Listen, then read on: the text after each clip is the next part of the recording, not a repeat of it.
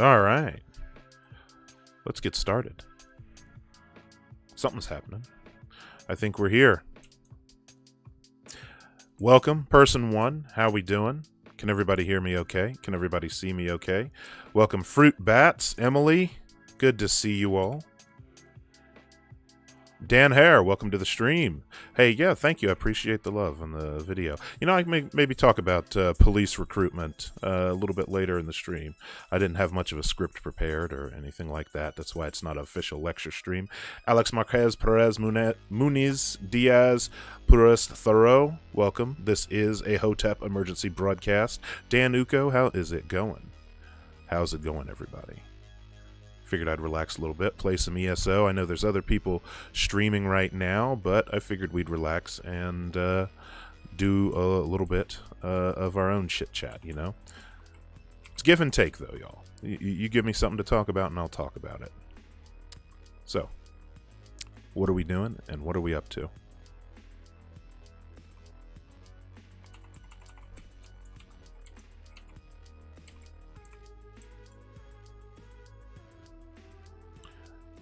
Today, get the download from that soundtrack. Hey, Dan Uko, I'm glad you asked. As it turns out, standalone soundtracks are available on my Patreon. Yep, doing homework. If you are a patron, hit me up in the patron Discord, and I can hook you up with a file if you'd like.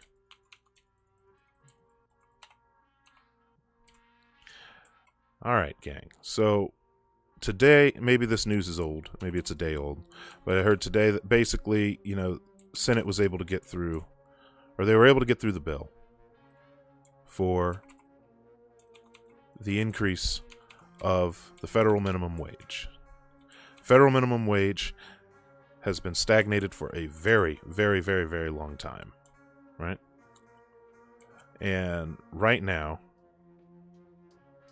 we're up to Taco Tuesday. Got to try with some Gold Star chili, apparently. You're right. Hey, yeah, go get some Gold Star chili, Dan Air.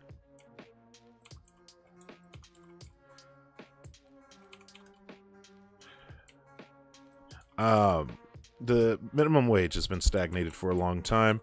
Right now, minimum wage has been increased, or will be increased over the next 5 years to $15 an hour. I guess next 4, if we're counting. I don't know if they're going to count it at the beginning of the 2025 fiscal year or by the end of the 2025 fiscal year. So, let's get the obvious out of the way right now. We know, because we're all very woke leftists, anarchists, and wonderful hoteps, that $15 ain't shit. It isn't shit right now for what we need. Honestly, it doesn't even pay the bills. $15 an hour is $31,000 a year before taxes. I don't know about you, but whatever state you live in, if you live in a major city, I can almost guarantee that $31,000 a year will not cut it for making ends meet. One income of $31,000 a year is just not enough to pay the bills, to safely keep a roof over your head. So we do get that. We understand that. So the next question is, should it have been 25? I'm of the belief that at the very least, I don't think it would be unreasonable to do a push to 15 now and do a $25 minimum wage over the next 5 years. $25 is actually what we need right the fuck now, but they're playing, you know. Yes, Zara Kadem, I do play ESO. We're doing some Battlegrounds. Speaking of, I need to queue. You ready to queue?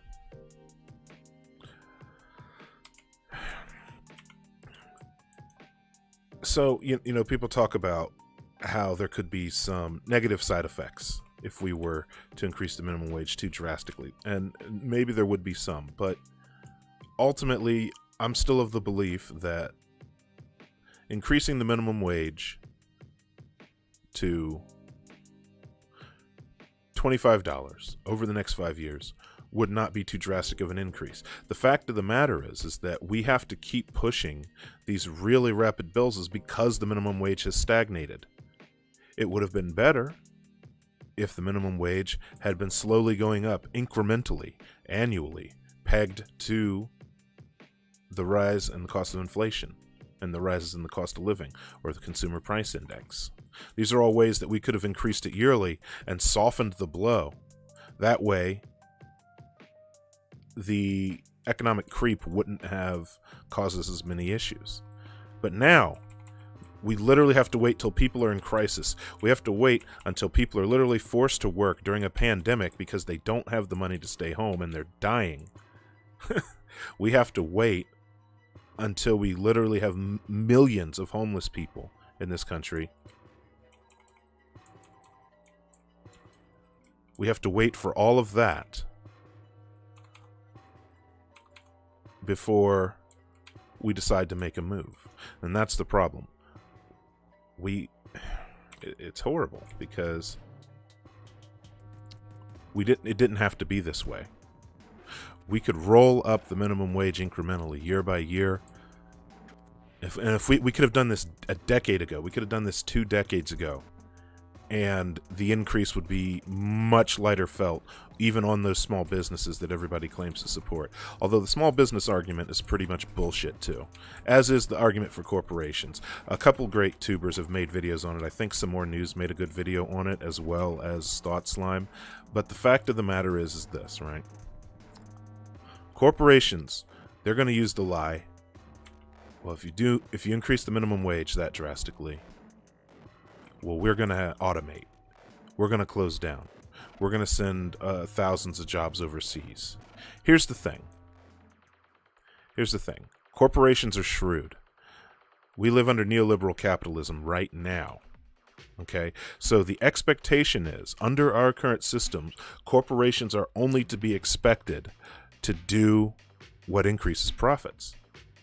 If there was something that preserved and protected profits prior to this point that could be gained from firing off a bunch of their workers or automating, which they're already doing, by the way,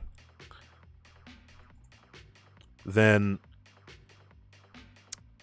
they would have already done it. You know, they would have already fired all those workers. They would have already automated that process. People also forget, for like the last 80 years since we've had a federal minimum wage, and every time we've increased it, corporations have made the exact same argument. If we pay people $2 an hour, we're going to have to fire everybody. If we pay people $5 an hour, we're going to have to fire everybody. We're going to have to automate. We can't survive. They have been making the same goddamn argument year after year after year. But if they were going to do it, and that would have protected their profits, they would have. So they can't do it. It's already been proven that they're not capable of doing it. All right? It's a bluff. I play poker. It's a fucking bluff.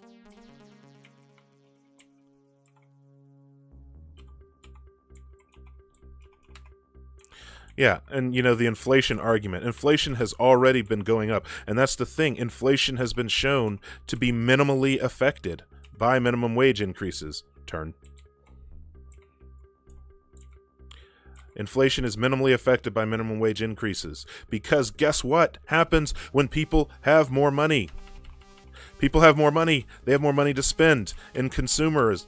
In consumer retail, they have more money to put in the banks. More money in the banks is more money for banks to lend. More money for banks to lend, the prime rate goes down. More people borrow because they are able to get approved to borrow. Odious, what's up? Birchalac, welcome to the party. And that offsets the severe increases in inflation. Putting more money into the hands of the people can have a stabilizing effect on inflation because more people are able to participate in the market at the same time. You see, the bigger that your pool is, you spike your evening coffee. I haven't had coffee tonight. I generally don't drink coffee at night. I'm working in the morning now, so I try not to get too wired. But seltzer and lots of nicotine.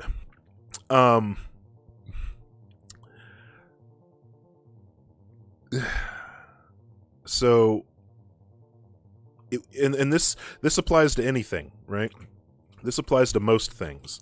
When you build a bigger pool of people, be it a bigger pool of consumers, be it a bigger pool of... Man, why is this thing glitched? What the hell? Can you pick that up? It went back. Run. So, when you build a bigger pool of people contributing to the economy, when more people have money in their hands, then more people have the ability to spend that money, more people have the ability to bank that money, more people have the ability to borrow more money. More people borrowing money to buy homes, more people putting money into mortgages means the banks do better and the prime rate goes down. The prime rate goes down, the lending becomes more accessible to more people. You see, that's what I worked in banking after the 2008 housing collapse, right? We went from basically people using stated income, no income verification whatsoever, to get approved for mortgages, to every major bank becoming an extremely conservative lender pretty much overnight after that crash. Whereas when there's lots of money, even if you're building it in a bubble, which I'm not advocating doing that, but when there's lots of money out there, you, like exactly what Dan Ayer said, you're increasing economic velocity. All right, people want to act like anarchists and socialists don't read economics. We read fucking economics. The fact of the matter is, the science is out there. Okay, the math is complete. We've gone over this some 30 years ago. More money in the hands of the common person who is going to live hand to mouth. If I get that money, just, using myself as an example, and I'm doing fairly okay financially with my day job, but if I get more money because I make less than $75,000 a year, that money's going straight back into the economy. Okay, that money's going to the liquor store, and that money, and this applies to stimulus checks too. If I get a $2,000 check, do you know where a lot of that is? Some of that's going to my taxes, and maybe some of that's going to pay off debts, but some of that's going to the liquor store, owned by locals down the road. Some of that's going to the cigar shop. Some of that's going to local restaurants. Some of that's going to local contractors to work on my house. So where do you think that added money is going to go? People keep saying, oh, small business, small business, small business. Who shops at small businesses? Who shops at mom and pop businesses? Fucking locals. People who don't have a lot of money. But they have money to spend because there's consumer goods. Everybody needs consumer goods. Sometimes it's necessities, but sometimes it's also luxuries and frivolities.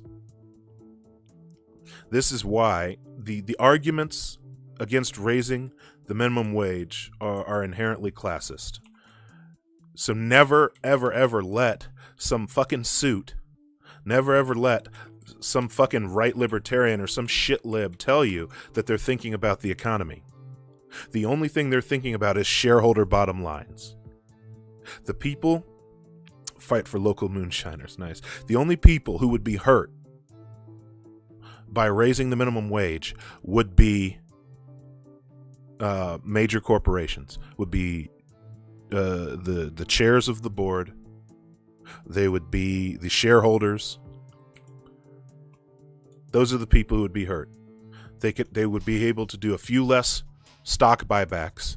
They would be able to do a few less dividend payouts. But they would still be monstrously wealthy. There would still be these massive, massive industries of power and influence. That would never be affected. And that's the thing. We're not even talking about real socialist shit. We're talking the minimum wage. When we talk about minimum wage, we are talking about changes underneath the umbrella of capitalism. We're not talking about turning over the means of production. We're not talking about abolishing landlords or dual power structures. We're literally talking about putting more currency in the hands of people who are still working under capitalism, probably not in a worker-owned business. The brainwashing does go deep, Zara. Birchalac, I don't know that I've seen that one in particular. Hey, what's up, Soup?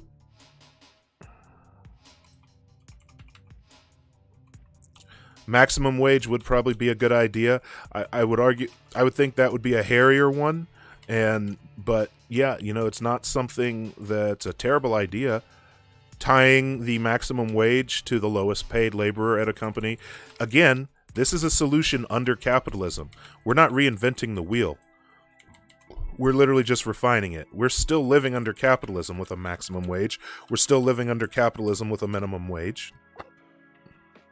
Social democracy intensifies. I know. This is not even where I want to go. This is only a step in the society that I would like to see. And the fact that what we're asking for is not that radical makes it all the more a fucking travesty that we can't get some kind of incremental change. We ain't asking for anything major. Let me just reapply that with my graphics real quick. Maximum wage probably is a good idea. Buy union hooch. Oh, man. This is literal centrist policy. Even in the shithole that is the UK right now, their purchasing power parity is much better than ours. So that's something that you all should look up on your own time. If you live in other countries, I know some of you are in other countries right now, an economic concept called purchasing power parity, PPP, is basically a measure of how far, first of all, it's a parity is a measure of how far that dollar goes in that society, that unit of currency, right? Purchasing power parity is a measure of how much purchasing power members of the public have. That's what it is.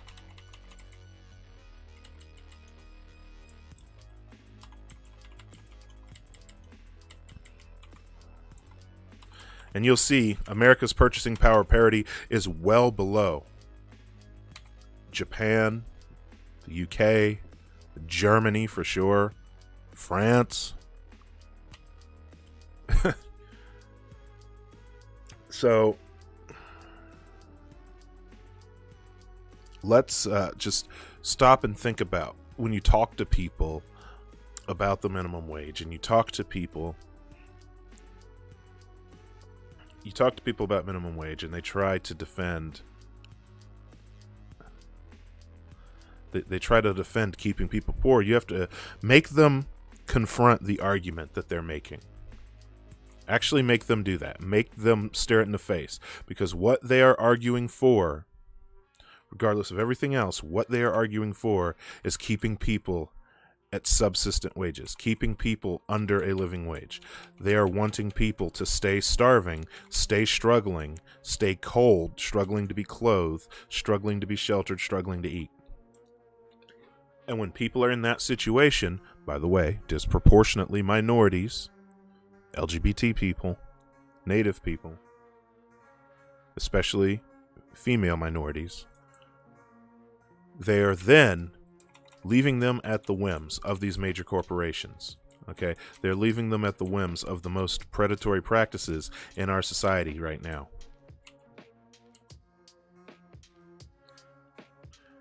How did America get this fucked? Person one, some people have pointed it out in the past, talking about some of the start of some of our major issues, and I know that normally this is one that's covered when we're talking about how we got so locked in to private healthcare. I mean, America's always been kind of screwy, but we used to at least be slightly better than what we are now, given by the fact that my father has a pension.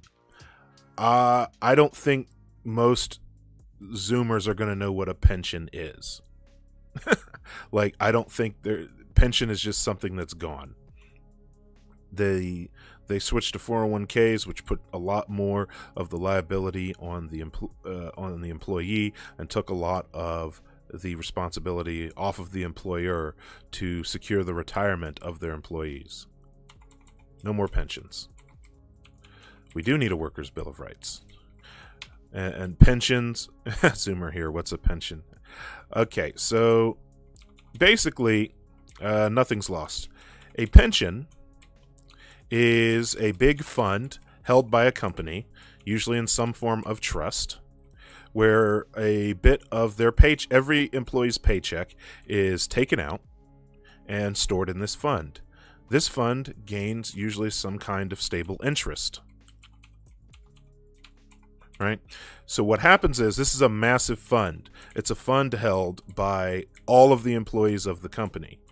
So everybody that works, the bits of their paycheck that come out gets paid in to this fund. And so that when somebody hits their tenure at the company or they retire, they can get, very basic explanation, they can get paid out for the rest of their life from that pension fund, with the understanding that new employees coming in are paying back into the pension. Usually these pensions are invested these days, or they're just held in really stable, very safe, diversified mutual funds, or they're put just into standard interest gaining savings vehicles like super savings accounts or jumbo savings accounts or certificates of deposit. That's a very basic soft stroke of what a pension is. A pension is a fund fed from contributions from the checks from the pay of every employee, that is then used to pay for the retirement of employees who work the required number of years. Usually it's something in the 25 years range. Okay.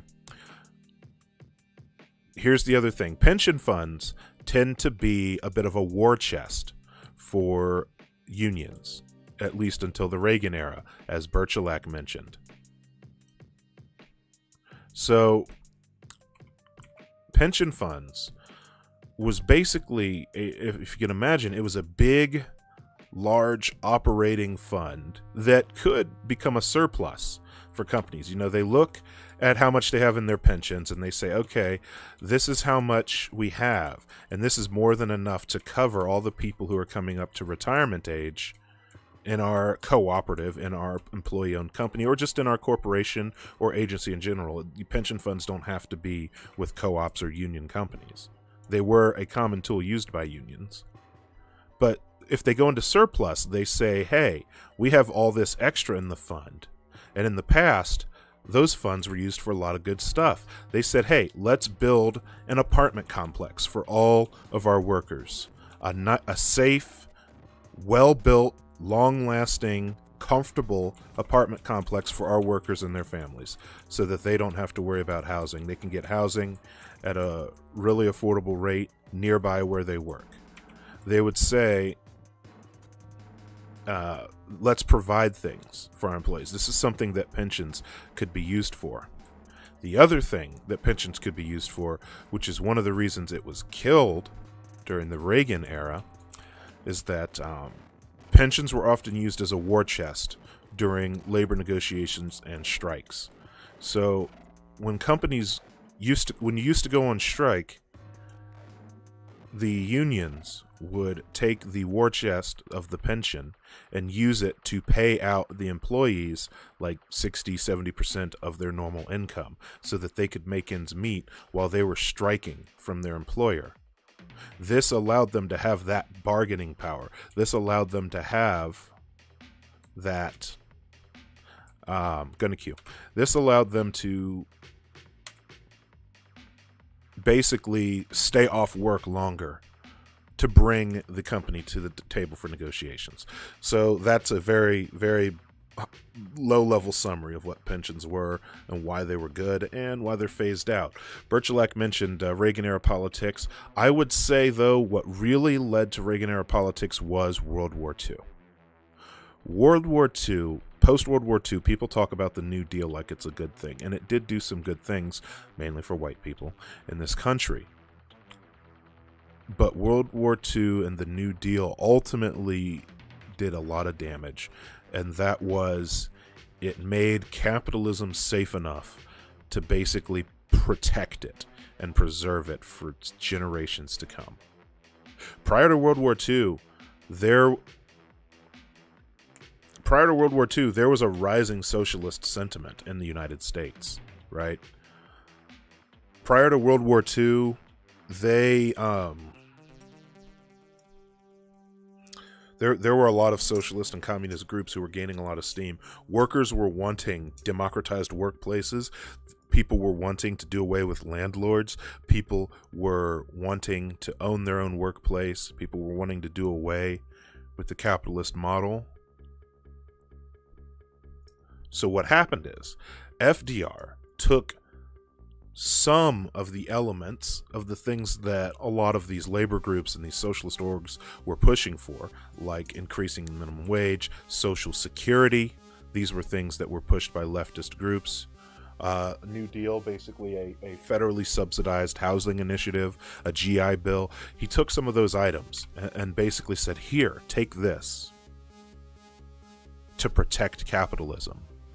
And it put a lot of that power back in the hands of the corporations as opposed to giving it to the people.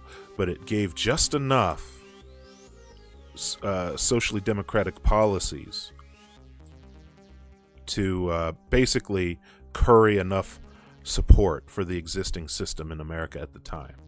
And I think that coupled with the outcome of World War II is what kind of led us down the absolute worst group.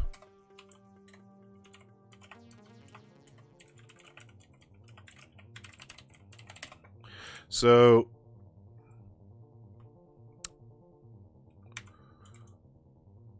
World War II, for me, I think the biggest issue is World War II, because when we got out of World War II, the sad truth is every other country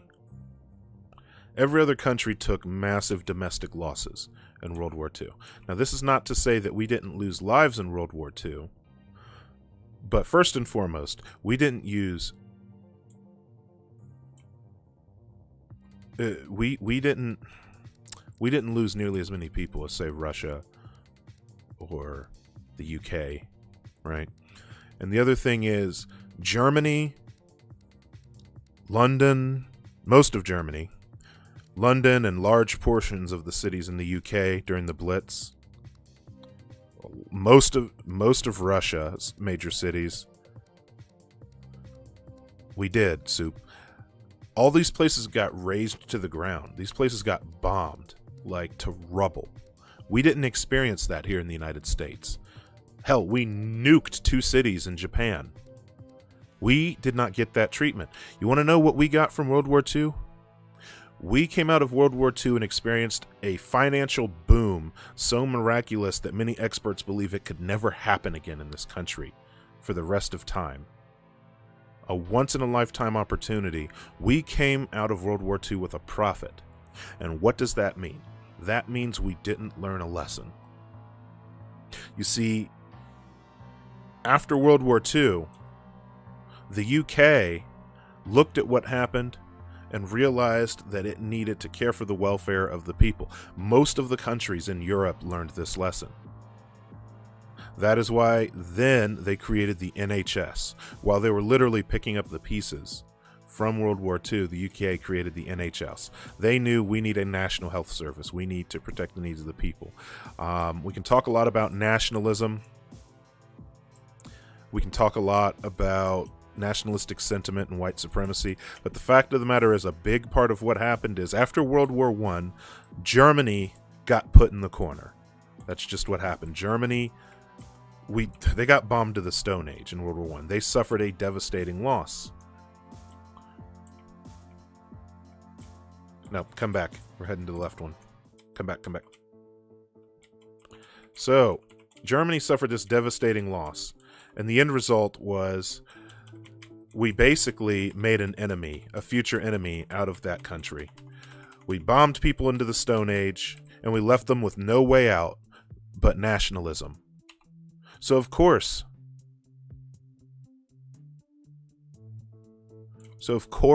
they're going to fall for a demagogue. Of course, the person is going to do whatever he sees fit to bring more jobs back to Germany, to German people, whatever he sees fit to do to bring more food for German people, even if it just means that he has to gas a whole bunch of people in the process. So we didn't have to learn that lesson in the United States. We didn't have to watch our cities and skylines get leveled. Okay? We said, hey, capitalism won us the war. We out-capitalismed Germany. We out-capitalismed Japan. So now we're going to capitalism harder. But we'll make a few concessions for you people who keep complaining.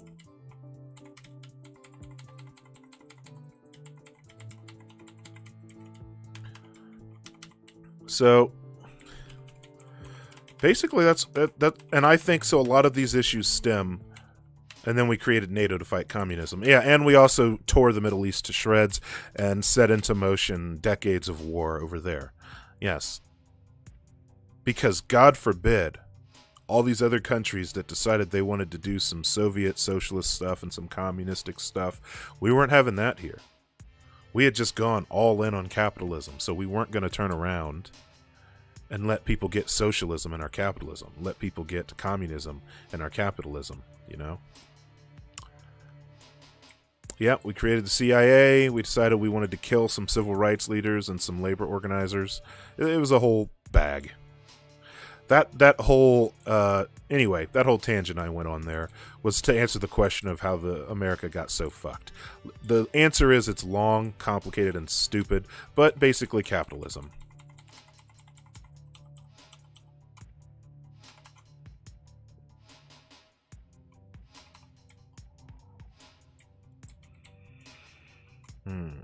We need to take another one.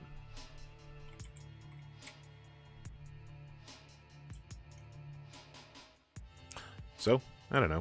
Oh yeah, I was talking about minimum wage. Y'all distract me.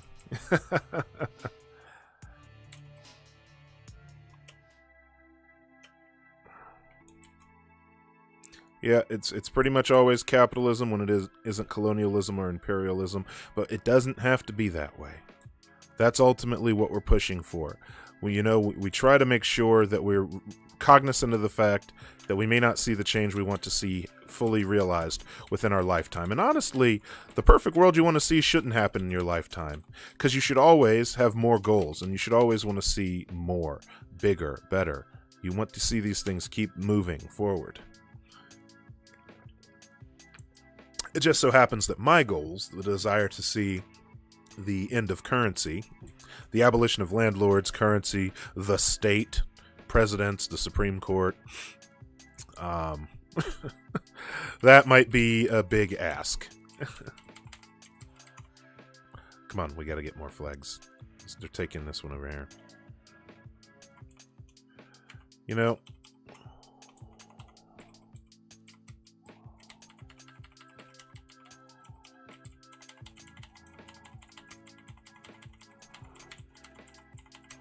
ooh, that didn't go well.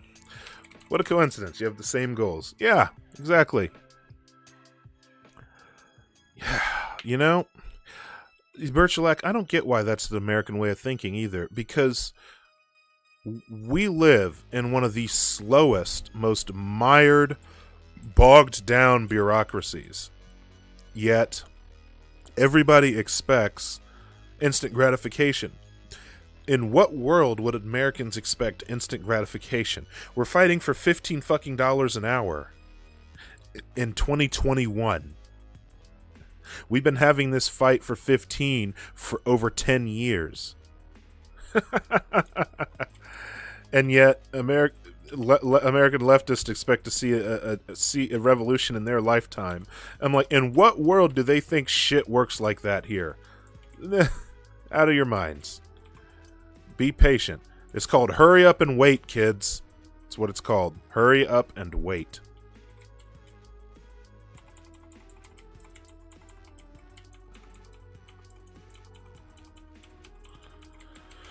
Dying a lot. Capitalism is a death cult. Capitalism basically says, have currency or die.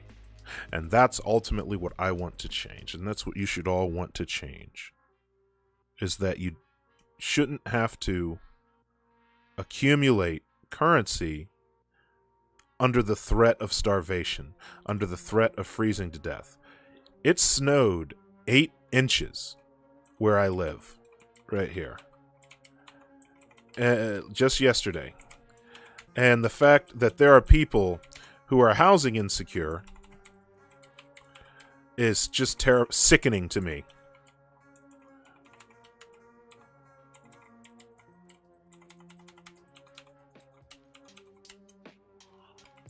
You know, the fact that there's people who are sleeping outside right now when there's 8 inches of snow on the ground is terrifying, and it's disgusting. So the fact that there's people who have to worry about their utilities getting cut off, the fact that there's people who are struggling to eat right now, the fact that there's people who, you know, they have to do all that and still trudge to work through 8 inches of snow for $10 an hour. Minimum wage in Ohio is $10 an hour. I assure you, you need more than that to survive, and our cost of living is considerably lower. But, it is quite abhorrent. So, to circle back around to the minimum wage discussion, one point that I've seen raised, and to an extent I agree with it.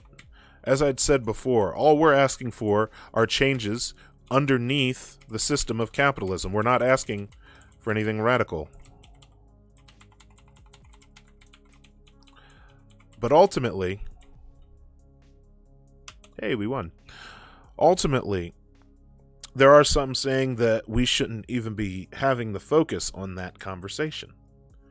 That instead, if we are working for wages under capitalism, then the system is always inherently exploitative, and it is. And that minimum wage is merely a stopgap until we achieve, you know, democratic control over the means of production. I think that that is ultimately the goal. That being said, we're still having a little trouble getting the popularity needed to fully seize those means of production, and unless we're prepared to storm the shops by force and take the means of production, which I'm not wholly against. I mean, listen, I look at it like this. I had an argument like this. You know, some people just don't get it, and that's the most frustrating thing. If you ever talk to someone who just doesn't understand the concept, right? I was telling this guy, I'm like, listen, let's talk about Jeff Bezos, right? Let's talk about the Amazon dude, right? The workers, I said the workers should just take it. And they're like, it should belong to the workers. Well, he could just leave and take all his money, and then they'll be out of a job. And I'm like, he can leave and take his money, but those means of production, that factory, the trucks and all that stuff belongs to the workers. And he wasn't getting it. And until I had to explain it outright. He's like, well, you know, they'd be stuck with an empty building. How would they turn that into a business? And I'm like, dude, you are not getting it. When I say seize the means of production, I say he's out. That's it. He's done. He has what's in his bank account, but he's lucky that he gets to leave the building with the shirt on his back. He doesn't get to take the trucks. He doesn't get to ship out the machinery. He doesn't get to ship out the assembly lines. That's it. The means of production are seized. All that shit is the means of production. You know, that's what has to happen. So, you know, people weren't getting it. They assume that when I talk about seizing the means of production, they think we're still operating under the paradigm or operating under the system set up by capitalism. Like, no. We're not playing your game anymore. We're not playing your game. He doesn't get to say, well, technically, I own all the trucks, so I'm going to call a bunch of tow trucks down here and take the truck. No, dude. It's not yours. Those are the means of production. The trucks are ours. We took your trucks. You have what's in your account. You know, we're not operating under your system anymore. We're not playing by your rules anymore.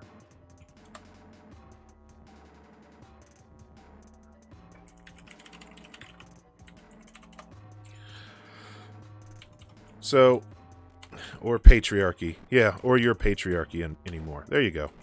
I mean, Bezos is kind of a shit, But I've always said nationalize Amazon. There you go. People don't like socialism. Fine, hand Amazon over to the state. I would do that as well. Nationalize Amazon. Listen, I had this conversation with someone. They were saying, "Oh, Amazon can do better than the post office. Let's privatize it. Amazon can do better." I'm like, "How about this? I raise you one." Because I think you're convincing me, comrade. You said Amazon can do better. Amazon has more trucks and more people. Why don't we just take Amazon? Why don't we just nationalize Amazon? There you go. Amazon is ours now. By the people, for the people. Amazon is a nationalized entity. Jeff Bezos should be proud that he was able to contribute to the American infrastructure by providing his fleet of vehicles, planes, and warehouses to help improve our postal service.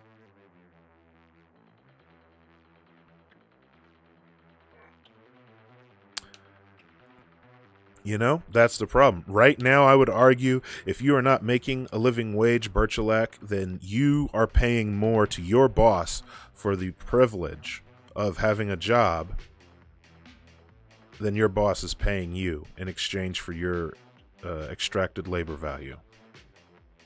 I mean, that's just the truth.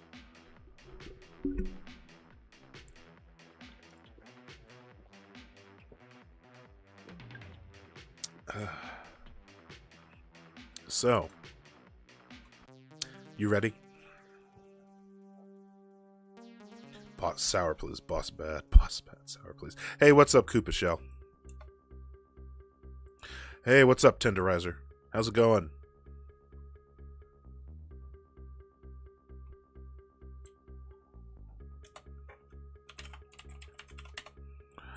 Alright, let's see here.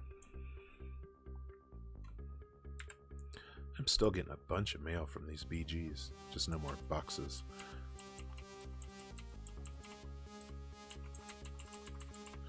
My next quest was Win 3.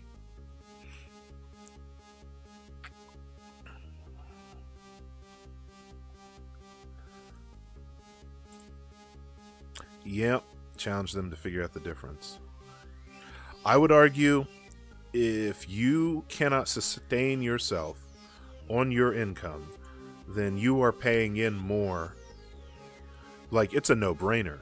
You are obviously paying in more to your boss or to your company owner than they are paying you. It's not even close, I would say. I would argue it is not even close. And why do I say that? Because you're already creating profit for them. That's the thing. In capitalism, the people that we hire create profit for us. Okay? So, and more importantly, they're creating more profit than we're paying them. A lot more. Exponentially more. So, we absolutely should be getting a living wage. If you're not getting a living wage, then it is the most lopsided agreement possible. And you know what? The worst part about it is, of developed nations, America is one of the worst. Like, we're one of the worst. The UK is kind of a shithole. And every day I hear some new crap about the UK that I don't like. But at least with worker contracts, there are some protections to the workers as regulated by the state. We don't even get that here. Like, the employer, at least in the UK, has to sign contracts for the amount of hours that you're going to work, what your pay is going to be. Everything is done via contract. In the United States, we don't have that. In the United States, employers are allowed to change your schedule. They're allowed to change your days off. We still have at-will states. I live in an at-will state. Technically speaking, they can legally terminate you for no reason. As the employer says, they can terminate at any time as they see fit. They can terminate at will. The fact that we're still fighting against archaic institutions like right to work and at will, and even with all of that, and the fight for 15 and the increases in minimum wage, We're fighting for $15 an hour, which we needed to have 10 years ago, and they can't even give us that. It should be $25 an hour 4 years from now. And yet, literally 50%, 50%.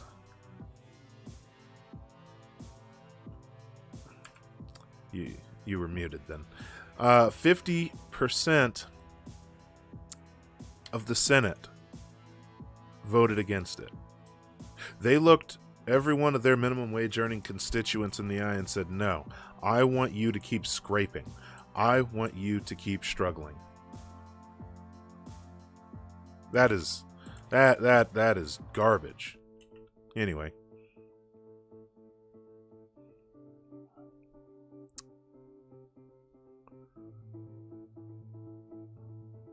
That should be sickening. And if you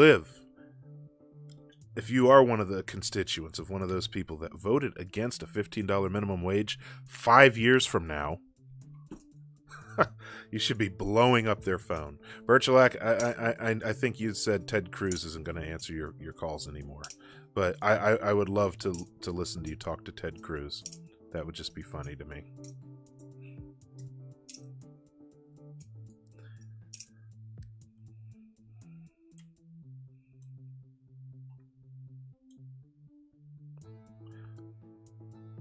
So what we have to ask ourselves is, how can we push it further? How can we fight for more? To my knowledge, the bill that they passed is not indexed to the cost of living. Clockwork Orange. The bill that we passed is not indexed. So the worst part is we're going to have to turn around and vote for this shit again. And given how much it seems like the Democrats are really trying to absolutely kill their midterms, we'll probably be fighting against a Republican Congress again, let alone fighting against maybe a Republican presidential candidate along the way.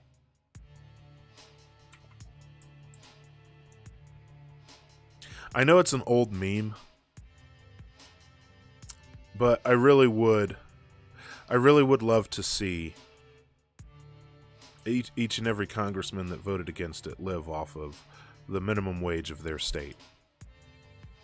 Just live off of that for a fiscal quarter. The people's Amazon. Yes! Amazon of the people. Nationalize that shit. Jeff Bezos can become a mascot or something. We pin his beady little head up as a sticker or something. And that guy's a slimy bastard. Bezos is a slimy motherfucker. But they should be. They should be forced to live on the minimum wage in their state. Or at the very least, they should be forced to go sit down and talk to minimum wage workers. Not a lot of them. Maybe just 5 of them.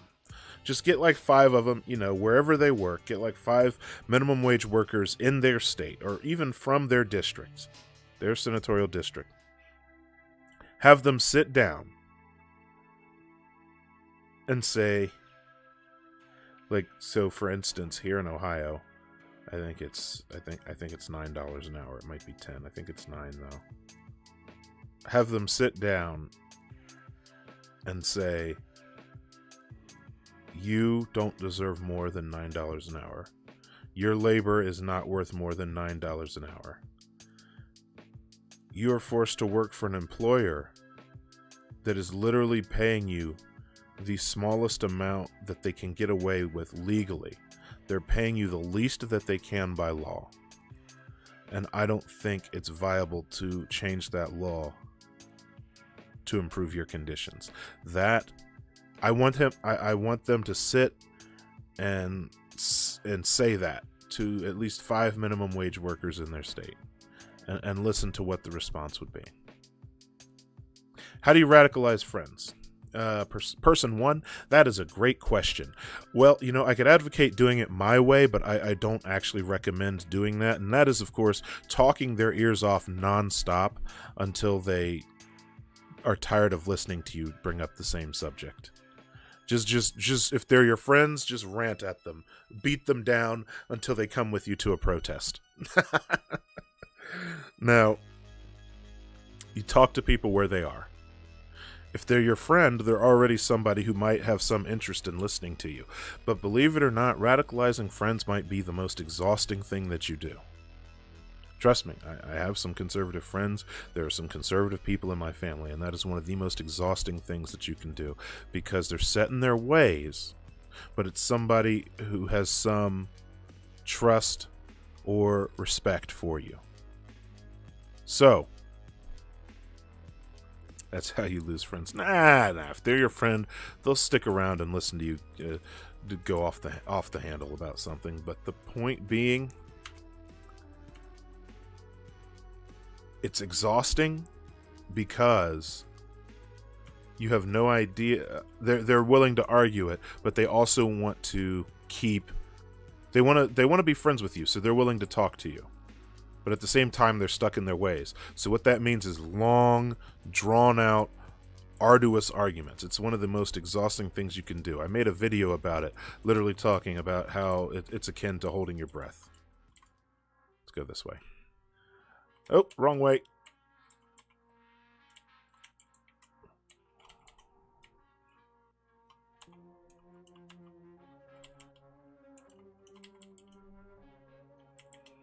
Well, my team is here somewhere.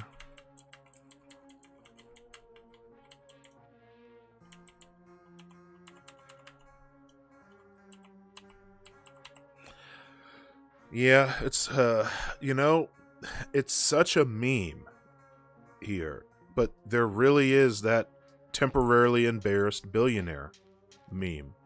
People think, I'm going to be rich and famous one day. You know what? It's time for an anecdote. Go ahead and turn. It's time for an anecdote. I'll share an anecdote with you. I played college football, all right? I played football in college. I played football in high school, and I played football in college. And here's the thing.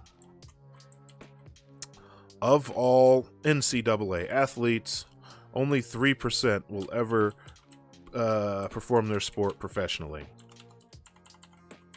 Right? Only 3%. Out of hundreds of thousands of graduating NCAA athletes across the country every year, only 3% of them will ever get paid to play that sport. They're student athletes, and generally speaking, professional clubs only take the best of the best. That's just the nature of the beast. Here's the thing. Every single person I played with on that team would talk about what would happen when they go pro. And we were at a shitty school. We were terrible. We were absolutely garbage. But I talked to this dude who played there, and we talked about going pro, and I'm like, hey, you think you're going to be able to go pro? And, you think you go pro one day? He's like, oh, I'm going to go pro. I'm going to go pro. I'm going to go pro. And everybody else said the same thing. I'm going to go pro. I'm going to go. No, you're not. That's the thing. You're not. And I've talked about this in the past. 4%. That's the percentage. So it's slightly higher than your chances of going pro as an athlete. But 4% of the people born into poverty, 4% of the people born into poverty will escape it in their lifetime.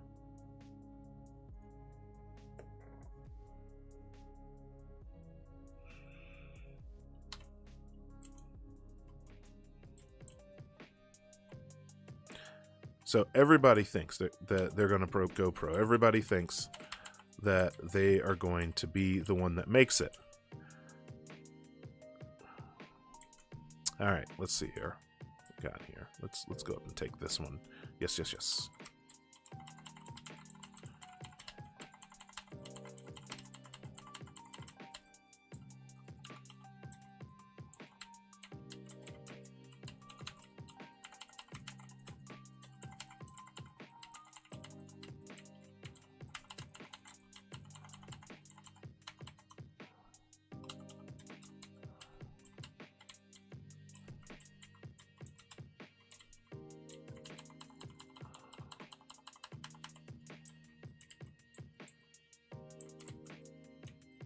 Yep, exactly what Hector Gray, how long you been here? Exactly what Hector Gray said. You're going to win the lottery, but odds are it's not going to be you.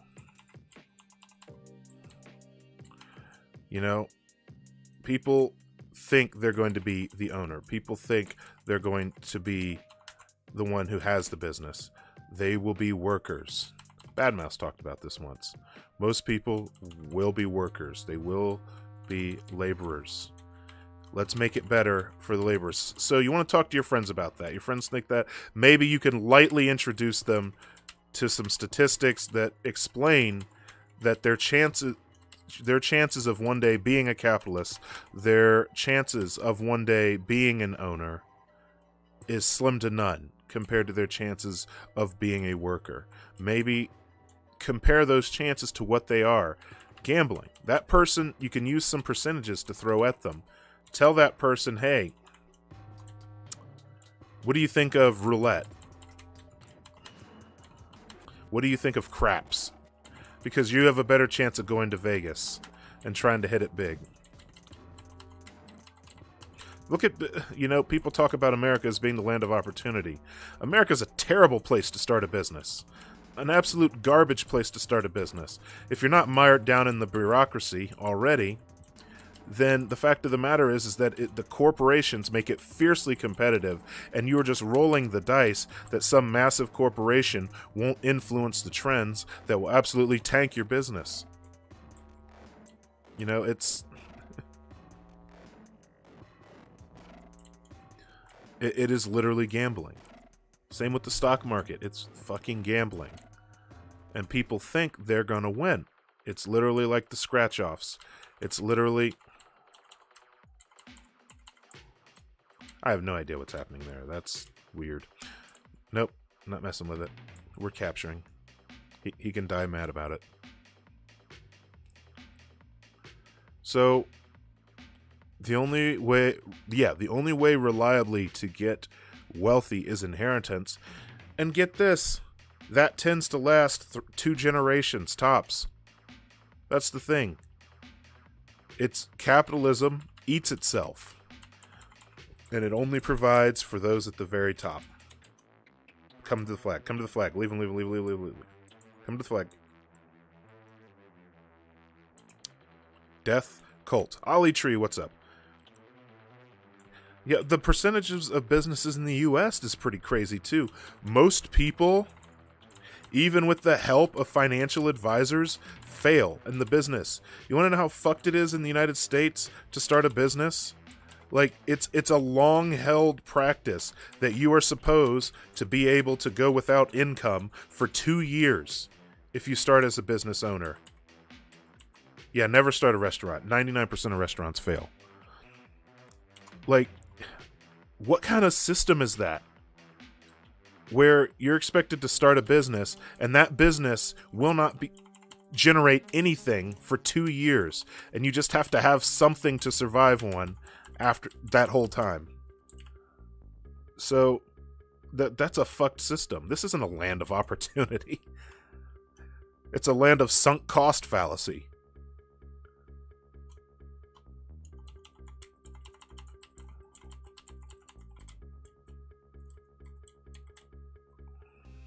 Hey, what's up, Astamite? Pray to the angel investors. Yep, get those angel investors. You got to get those angels investors and use all of that. Use up all of that money. Like, look at fucking Shark Tank. Look at fucking Shark Tank. It's the same shit.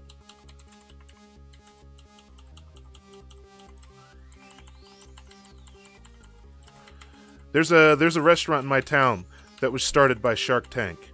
It's called Tom Chi. It's kind of bad, honestly. It's tomato soup and grilled cheese sandwiches. And I think Mark Cuban invested in them. And dude literally had to farm out another angel investors just to get his business going. Again, because he lost a bunch of money. Because he started a restaurant chain in America. You see what we're saying? Don't start a restaurant. Start a food truck. Or, just be lucky, I guess.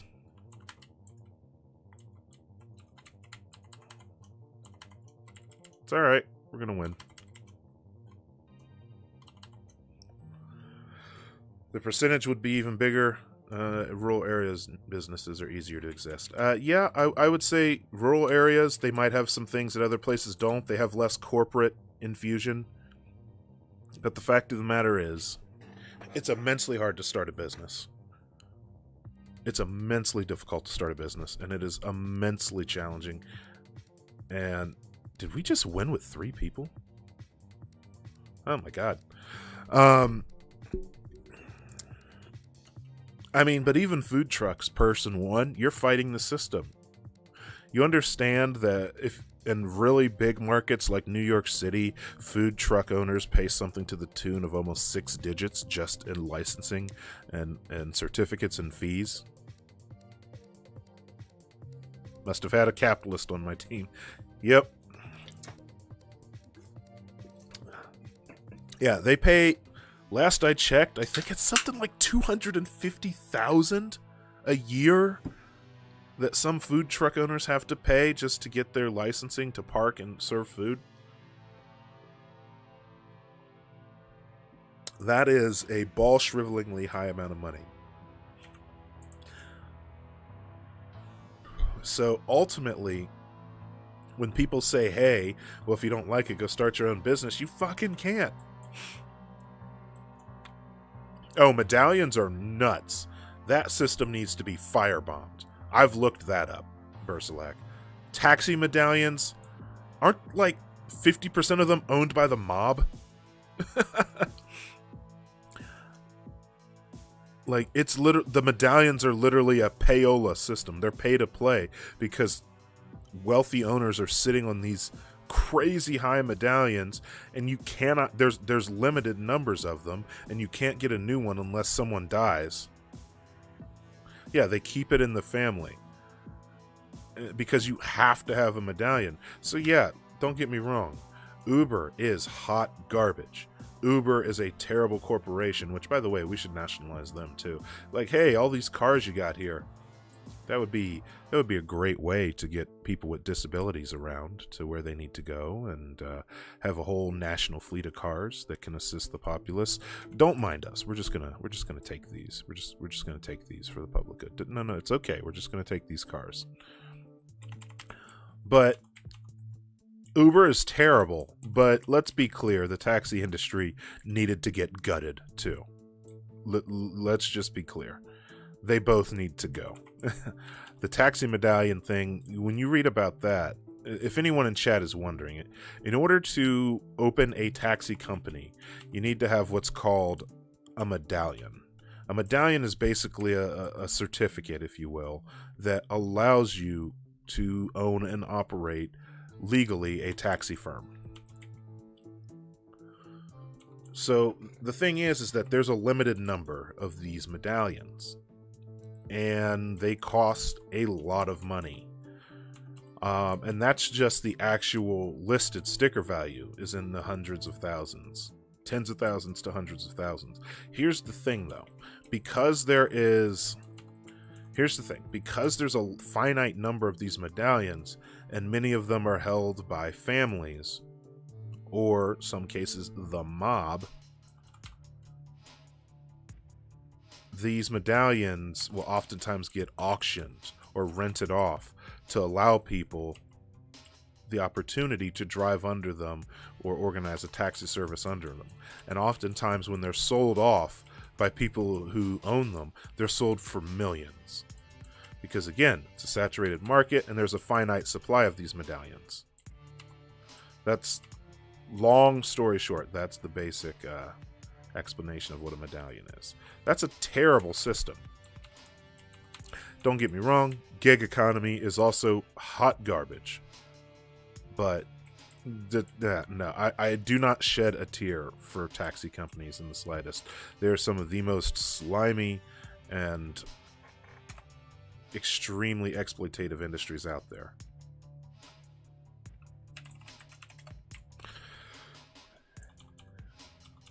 So, yes, Uber drivers were killed. There's a lot of crime in the taxi business. Taxi drivers are fiercely protective over their business. Uber drivers muscled in. I think it was in Europe that they were throwing cinder blocks onto Ubers from a bridge as they were driving by in protest, which is pretty badass, but, you know, we don't hurt innocent workers, you know. France somewhere. Yeah, I think that was France. Yeah, a company like Uber needs to be regulated. My biggest issue with the gig economy in general, not just Uber, but Uber, Airbnb, DoorDash, Lyft, Zipcar, whatever, Flongle. I made that one up. All these companies are dodging regulations. They're dodging worker protections because they're not hiring employees. They're hiring contractors. All of these motherfuckers need to be pulled in. And, well, I would say Uber's ripe for a unionizing. And at least some states have passed laws, I believe California definitely, that said that Uber drivers have to be categorized as actual paid employees, not people just using an app. Uber was getting away with murder with that. And again, there you go. That's that exploitation. That's that siphoning profits off of the labor values of others. 60% of businesses in the UK will fail in the first 5 years. Yeah, they'll be in worse debt. Another perfect example. Kitchen Nightmares. Kitchen Nightmares, the TV show with Gordon Ramsay. Yes, it's played up heavily for drama, right? But when you look past the drama and you look past all the screaming and shouting, Kitchen Nightmares, you see so many of these people who got so in over their head running a restaurant. More often than not, you will hear the same thing, especially from Kitchen Nightmares US. They will say, I mortgaged my house for this. I'm going to lose my house. I put my house up on this business. They literally tried to buy their way into the American dream, and it's failing, and these people are falling apart because they literally staked their homes, their kids' futures, their whole livelihood, their whole dream in a failing system.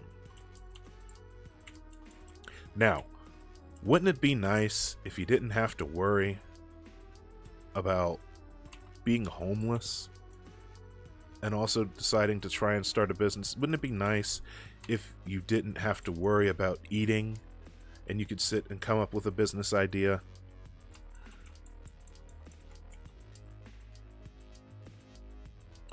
Yeah, Uber is playing the long game on financial screwery. Ever since their public offering, they've been, honestly, I think they've been committing a crime, if you ask me. Soup. Someone says they can just find a better job. Well, here's what I'll ask you, Soup. What if they can't just find a better job? You know, that's what you tell that person. Like, what if they can't just find a better job? Okay. What if they can't necessarily do what that person is calling a better job? Okay. So the question is, why is one job better? Is the other question. Why are they calling one job better? What if I worked at Popeyes and I didn't like how much I was making? Somebody told me, oh, why don't you go get a better job? Go become a welder. Or go work at this security company. They pay $12 an hour instead of $10 an hour. Go get a better job.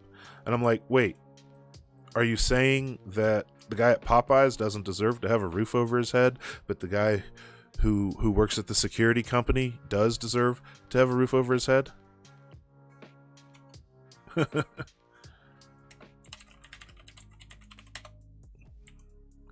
Yeah, what kind of response is that? Also, when they say find a better job, that person who works that job, you ask them, like, okay, so what are you saying? That nobody should work that job? Nobody should work at Popeyes? You're telling that person they don't make enough, go get a better job. Who's going to work at Popeyes? Who's going to serve your chicken? Who's going to serve those delicious chicken sandwiches and biscuits at Popeyes? You're saying that nobody should do that job. You shouldn't be hungry or homeless just because you lost your job. Yes, spicy chicken sandwiches are essential. Thank you, Persilak. The mental gymnastics is astounding.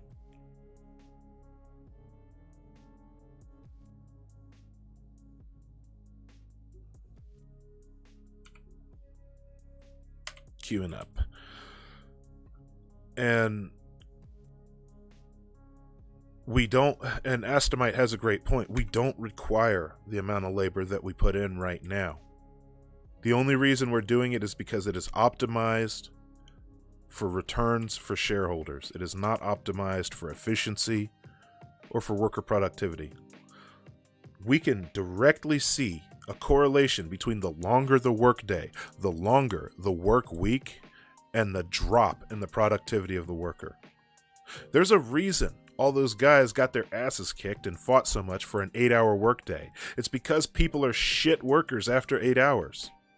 I worked in the event security industry. We would oftentimes have very long gigs, and people would sometimes double shift or work longer to help cover events and things like that. I've worked 17-hour shifts on my feet, walking 30 miles outside in a shift. Okay, I can tell you one thing right now. Most workers are useless after hour 12. Most people are working on some exhaustion after hour 8. Oh, some great people in chat. J. Delphin, hey, welcome to the JD Delphin, welcome to the chat. Yeah, Popeyes would be delicious. We had pizza, though. They all want to pay workers less. Hey, Jennifer Love, screw it. What's up? Yeah, don't get me started on the fucking learn to code, or on the fucking learn to code, or the learn a trade shit. Don't get me started on the fucking trade shit.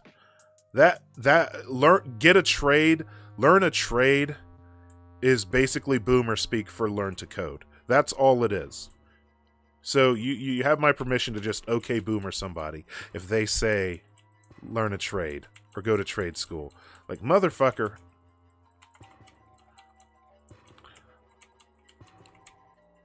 They say, oh, go. Okay, what are my religious views, Greater Parrot? Greater Parrot, I am an atheist. Yeah. Hey, Hector Gray, you tried to get a trade thing? Yeah. The worst job you've had. Get a trade is super classist. Exactly. It requires years of training. It requires apprenticeship. Here's the thing, though. The learn a trade thing, Bersalak, is majorly ableist, too. Okay? Look, I am, well, relatively physically fit. Okay? As in, I can walk, I can hear, I can see. You know, my vision's fine with corrective lenses. I have working hands. But at the same time, I am 6'6". Okay? I am 6'6". I weigh 350 pounds. I can't work in HVAC. Do you think I can crawl around ductwork? Do you think I can fit in between the struts and the joists in an attic somewhere working on ductwork? No. Okay, what if somebody has carpal tunnel and they can't hold a welding torch? The learn a trade shit is mega ableist.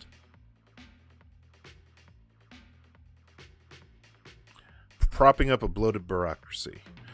Med student. Yeah, there's a lot of horror stories about the hours in hospitals, and that is terrifying because, you know, I grew up with a good friend of mine who went on to work in the medical field, and she talked all the time about, oh, I got to get some sleep. I can't hang out. I got to get some sleep. I got to get to work at 5 a.m. And she made a perfect point. She said, if I'm sleepy, I'm a transporter, and if I'm sleepy and I drop a patient, that's the end of my career. I can't be fatigued. So why are we having doctors, having nurses, having STNAs, having CNAs, and having RNs and NPs work these ungodly hours? You can craft a horse cart harness. That's pretty awesome, actually. Persona, I'm not a giant. I like to think that you are a midget. Still go 12 rounds in the ring with me, Bersalak. Damn. That's brave.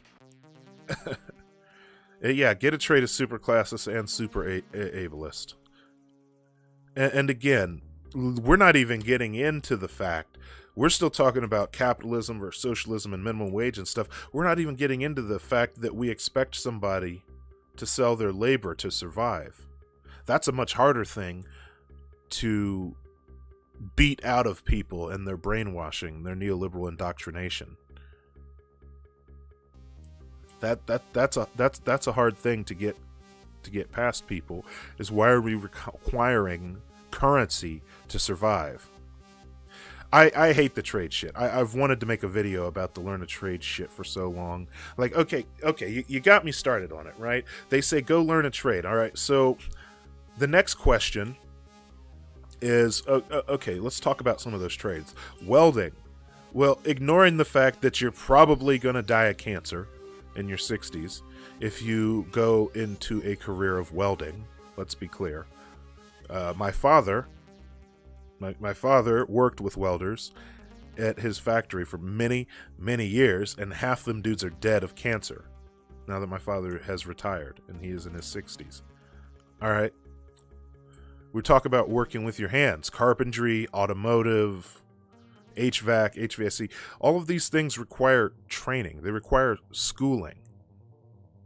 These things require education. Electrician, plumbing. These things require apprenticeship. These are learned skills that you can do with your hands. Yes, they do tend to pay well above the median. They usually provide the means for a comfortable living. But the fact of the matter is that there is still a class barrier to that.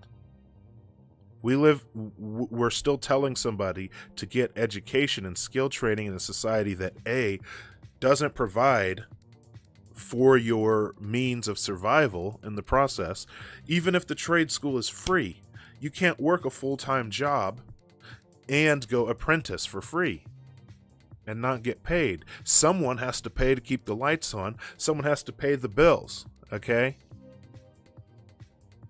You have to get that done while you're also going to apprentice and you're going to trade school. Who's taking care of that? Who's taking care of you while you are bettering yourself? So someone has to have the means, or you have to take a loan to be able to survive while you're taking on this skill. Electrician work can be upwards of a 4-year apprenticeship. Good luck. Exactly, Bersalak. In training, you don't have insurance. Good luck if you get hurt in training. Step on a live wire. Get burned in welding class. Have a girder fall on you in carpentry or something like that.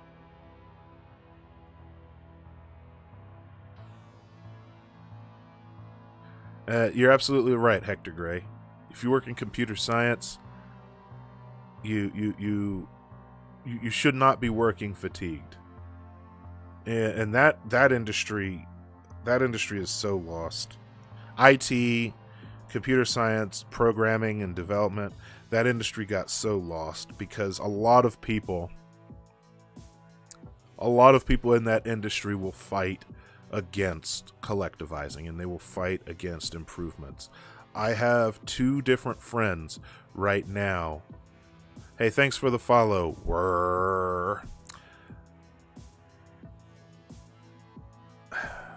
I have 2 different friends who are game developers, independent game developers.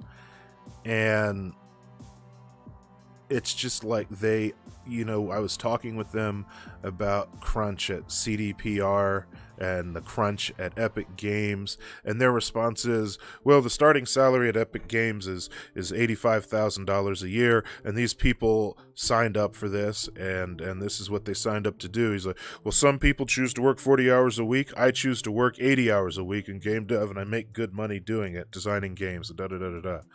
And I'm like, dude, that's an inhuman work schedule. Why are you doing that to yourself? Why is that okay that somebody has to be faced with going back to not having a living wage versus working an inhumane schedule? That industry sucks because a lot of them refuse to fight for something better. They've been bought and paid for. I would literally, if you're talking about devs, coders, and programmers, I can't fuck with them. I can't talk to them. I don't know what to say to them to bring them around. Yeah, Bersalak, but what we find out from the hippie movement, which is where a lot of the early comp sci guys came from, guys and gals, where a lot of the comp sci guys and gals came from was the hippie movement. You know, the digital frontier was their new utopia, but it was their right libertarian utopia to go off and earn as many just mind-boggling profits at the expense of others as possible. We saw this with Hewlett and Packard. We saw this with Gates. We saw this with Musk later. We saw this with Steve Jobs, Wozniak to some degree. Although Wozniak's a little bit more based than that.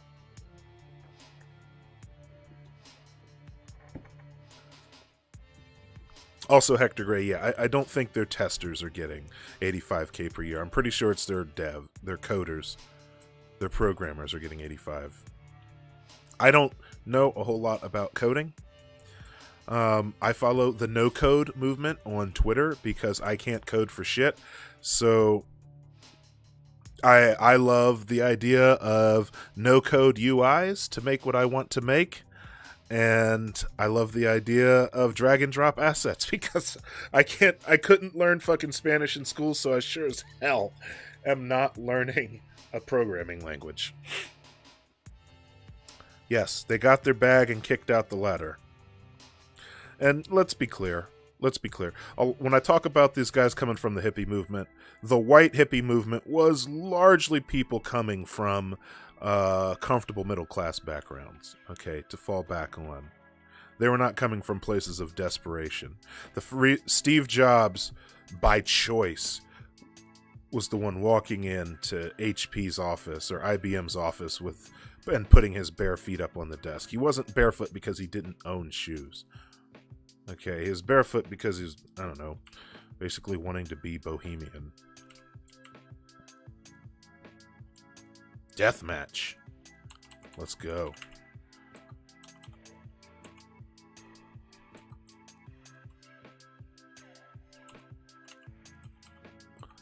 Yes, LARPing poverty. I'm trying not to say that word as much, but yeah, that's basically what it is. Turn.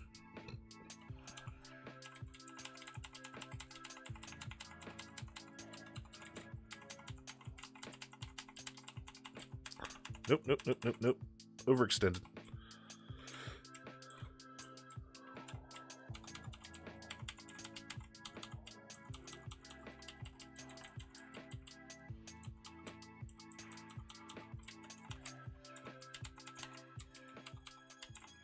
Why won't you take damage?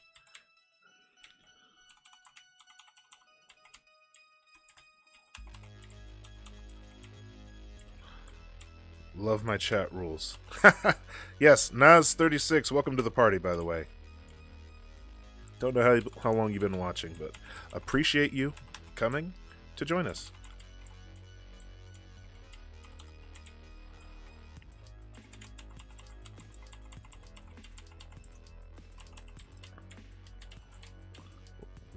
Where'd Emlis go?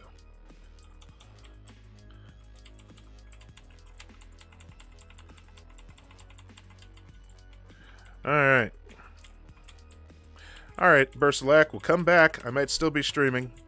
Get me something delicious to eat. Yep, you stay awesome. There were no centrists. They weren't centrists. No, of course they weren't centrists.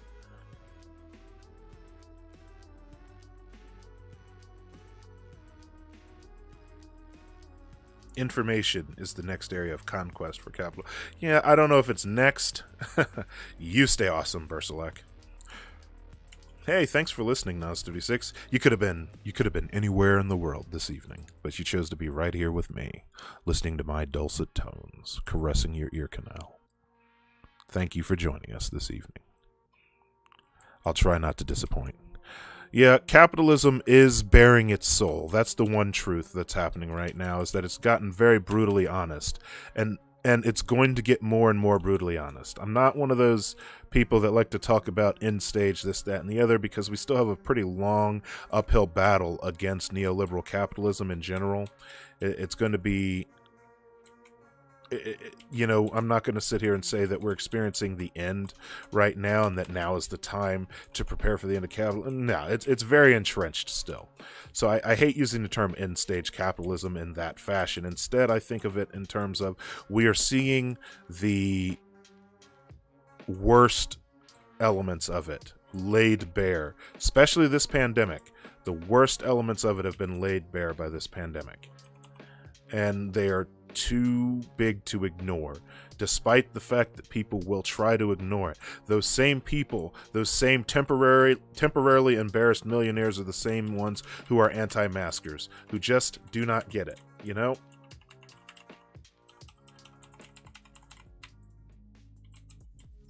Those are the ones who will not get it. And was feudalism better than capitalism? No. But I don't like to think in terms of better. I like to think in terms of kissing cousins, different flavors of the same disgusting ice cream, which I cannot eat because I'm lactose intolerant.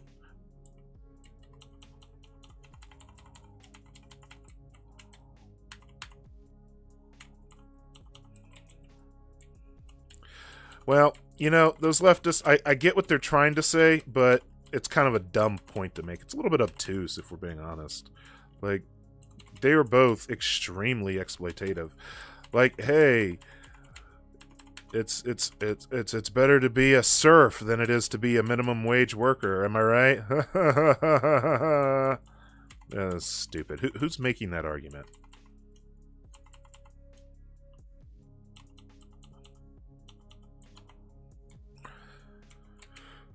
Yeah, it's honestly, it's just proto-capitalism. That's all it is. So let's quit pretending that that's not what it is. It's proto-capitalism. Radical Links and Tina. I don't know who those people are. Feudalism was capitalism before banking. And keep in mind, feudalism led to mercantilism. Feudalism didn't immediately transform into neoliberal capitalism, all right, with fiat currency and all of that. Feudalism mainly gave birth to mercantilism first.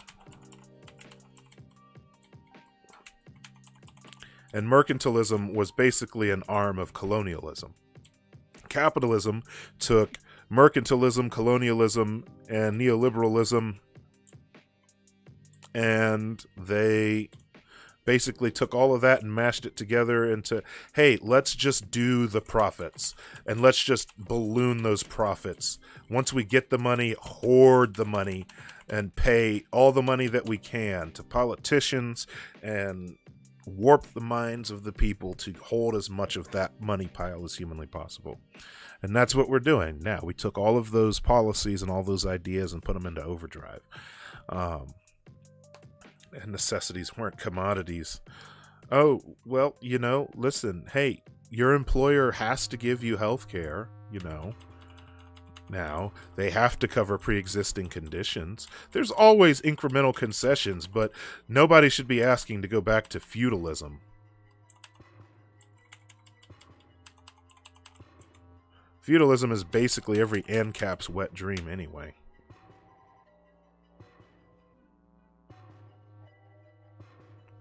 Feudalism's a terrible idea. The only good that would come from... we did not do well in that match. No healers. The only good that would come from going to feudalism is that it would be a weak enough system that we could tear it down and put socialism or anarchism in its place. That would be the only good to come from feudalism, is that it would be easy to destroy. Right. Okay. Yeah. So, it exists in certain ways in certain places.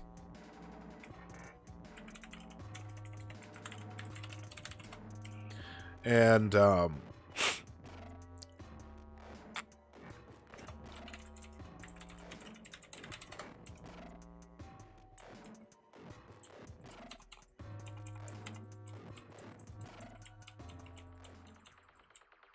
usury laws.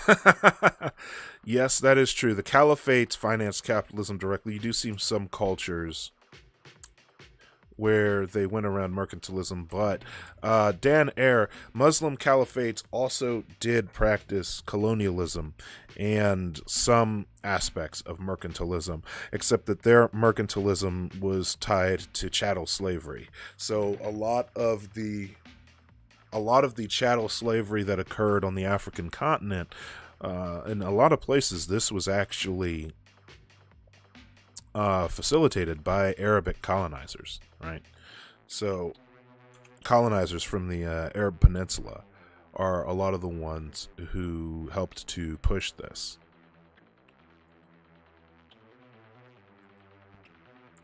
And let's see here. Something I'd enjoy for later. Sorry, I'm reading my messages here. Roop, roop, roop, roop, roop.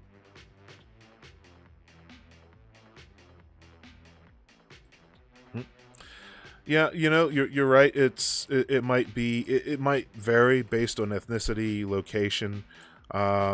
Capitalism took different forms in its evolution over the years. I mean, one could argue, if we're talking about the United Arab Emirates, since we're talking about caliphates, or if we're talking about Saudi Arabia, the Emirates and the Emirati people and the Emir, that shit is wild. Yeah, I get your point, Dan Eyre. Good point. Very good point. So, if we look at, for instance, the Gulf states, basically, you know, you look at Saudi Arabia or the United Arab Emirates or Qatar. Is Qatar an emirate? Is Qatar Emirati? Somebody help me here. Is Qatar an emirate? I know Dubai is an emirate. Is Qatar? Anyway. You know, the Gulf states, they've become independently wealthy with a lot of their oil, all their petrodollars. And you look at what they have, they're basically doing a hyper monarchical capitalism where they're at. Some could say they're doing a form of feudalism, because a lot of them, at least in the case of Dubai, a lot of them aren't even employing their own people. Some of them are literally just paying their own ethnic group to just sit and be rich and independently wealthy, and hiring in immigrant labor and exploiting the ever-loving shit out of it. So the question is that neoliberal capitalism what the House of Saud is doing, or the Saudi royal family? You know, that's an interesting thought right there. Is Qatar an emirate? Emirati? Is Qatar an emirate? Somebody please answer that. All right, let's see here. Hey, 24 viewers. No idea. You know, we started with more people on Twitch, but now we have more people on YouTube's. We're going to switch characters here. We were talking about minimum wage. How did we get so far off base? Are there any... They have an emir. Oh, they do. Okay. There you go. That answers it. Qatar is part of the Emirates. United Arab Emirates. I don't actually know what an emir is. Let's see here. Switch characters up.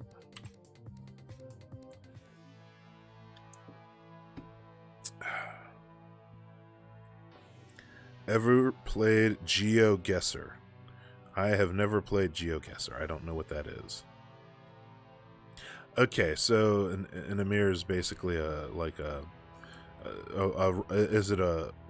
I'm assuming this is a non-democratic ruler. Dynastic, Arabic, or Islamic monarch-styled emir. Alright. Thank you, Were. Puts you on Google Street View and you gotta guess where in the world you are on the map. What in the hell? That sounds wild. I could see how that would be fun streaming content, Astamite. That would be good hashtag content. You know what? I have not played Ifrit in a while. I'll have to check that out sometime. I would say that I would play more Among Us, but I'm terrible at Among Us, and I get immensely frustrated, and nobody invites me back to play Among Us anymore. I played with the Surfs once, and that was a lot of fun. Got to be on stream with Carlos Maza and Chelsea Manning, and I haven't been invited back since, but it was a lot of fun. Gained a lot of followers from the Surfs. Not part of the UAE. Like Republic of Ireland not being part of the UK. So, Qatar has an emir, but is not part of the United Arab Emirates. Got it. I'm not really a Minecraft streamer, Soup. You know what? Let's just fix that. I'm not really a Minecraft streamer. I can play Minecraft. It's not a bad game. It's fun, I guess. You know, and if we're talking about games where you do a lot of epic building and stuff like that, got a little commie realm. You're the second person this week to invite me to a big old lefty Minecraft server. Bingo. Yeah, you're the second person to do that. I play Ark, Survival Evolved, so if I ever want to try and build a gaming community and I can't convince you all to play Elder Scrolls Online, which is a great game, and I have lots of stuff I could give you, and I have a guild, hint hint, play Elder Scrolls Online, hint hint, join the Caress Corps, my guild, in Elder Scrolls Online. Please, play with me. If I could convince anybody to help me turn this into a gaming community and they don't want to play Elder Scrolls Online despite my begging, my constant begging, I would play Ark Survival Evolved, and I'd start a server of that, and we could tame dinos together. Tame dinos, build fortresses. It'd be fun. Be a lot of fun.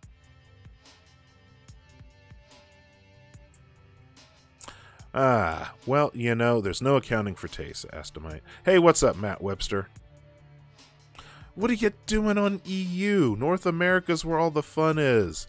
D&D. You want to play D&D. You know, I don't like to say that I'm a DM, but I do have a long-form campaign going. Unfortunately, I've been a bit on hiatus from the games, but I am a forever DM here, and I do love Dungeons & Dragons 5th edition. It is great.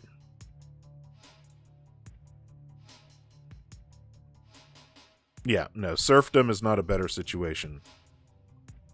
The gameplay, game mechanics. Well, that's the thing. When you head into Elder Scrolls Online, you have to banish the thought from your head that you're playing a single-player Elder Scrolls game. You're playing an MMO. You're playing a massive multiplayer online RPG with Elder Scrolls aesthetics, Elder Scrolls characteristics. You're playing an MMO with the Elder Scrolls characteristics. Rolling up a character. You see, I gotta watch Matt Webster because next thing you know, he'll be sending rolls in chat and just trying to coax me into giving plot hooks on stream. ANCAP is very much an oxymoron. They are not anarchists. It's such a self-contradiction. It is a self-contradicting term. It doesn't make any damn sense. Our D&D behind the screen. You know, I've checked out that sub from time to time. It's not bad. It's not horrible. You want to know what's funny is that while I know there are some DMs that agree with me, and if you're not familiar with him on YouTube, Matthew Colville has an excellent series. Celebrity DM and knowledgeable D&D player. Matthew Colville has and now D&D streamer. Matthew Colville has an amazing series called Running the Game. I recommend it for anyone and everyone who ever thinks they have an inkling about being a DM. It's called Running the Game. It's excellent. I swear by it. And yet, here's the thing. As much street cred or D&D cred that Matthew Colville has, so many people are diametrically opposed to a lot of his ideas. I just don't get it. I don't get it, you know? Qatar is banned from the UAE. What did Qatar do? Like, dare to let women show their ankles? Jesus.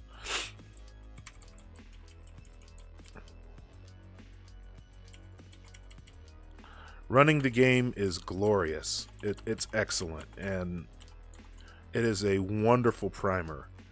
And honestly, in a lot of these spaces, even in a lot of these leftist spaces, right? Everybody should watch. Listen, here's the problem, right?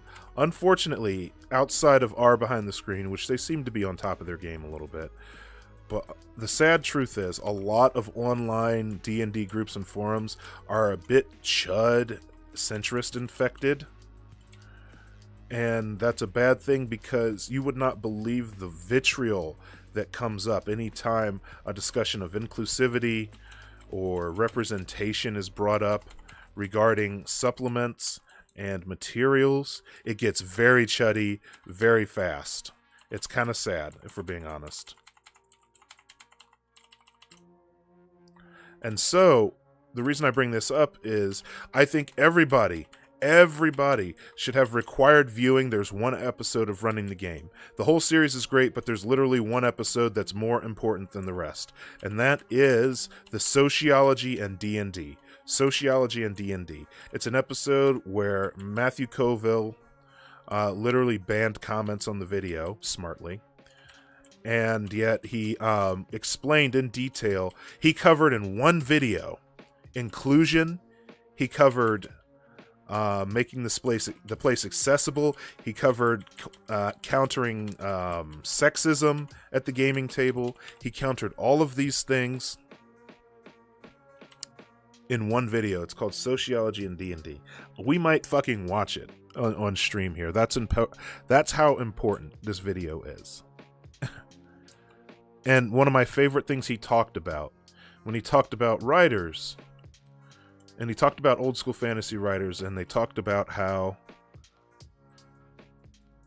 he talked about old school fantasy writers, and he talked about how, oh, everything's European descended, everybody's white, and da-da-da-da. That's just the way it was back then. And he said, no, that's not the way it was. They wrote what they chose to write. Every single word that they chose to write is what they chose to write about. You can choose to write about what you like. And he says, look around you. These are the people that you're going to play with. And he talked about, a scenario where a game might not be as inclusive or representative of everybody at the table, and they might not have as much fun, whereas you could take a little bit of effort and make the game more inclusive to them. And he talked in some of his other videos about what it means to have fun as a DM, and this is where I get into an argument with a lot of other DMs. I do subscribe to Matthew Colville's philosophy. If somebody asked me, did you have fun? I said, did you have fun?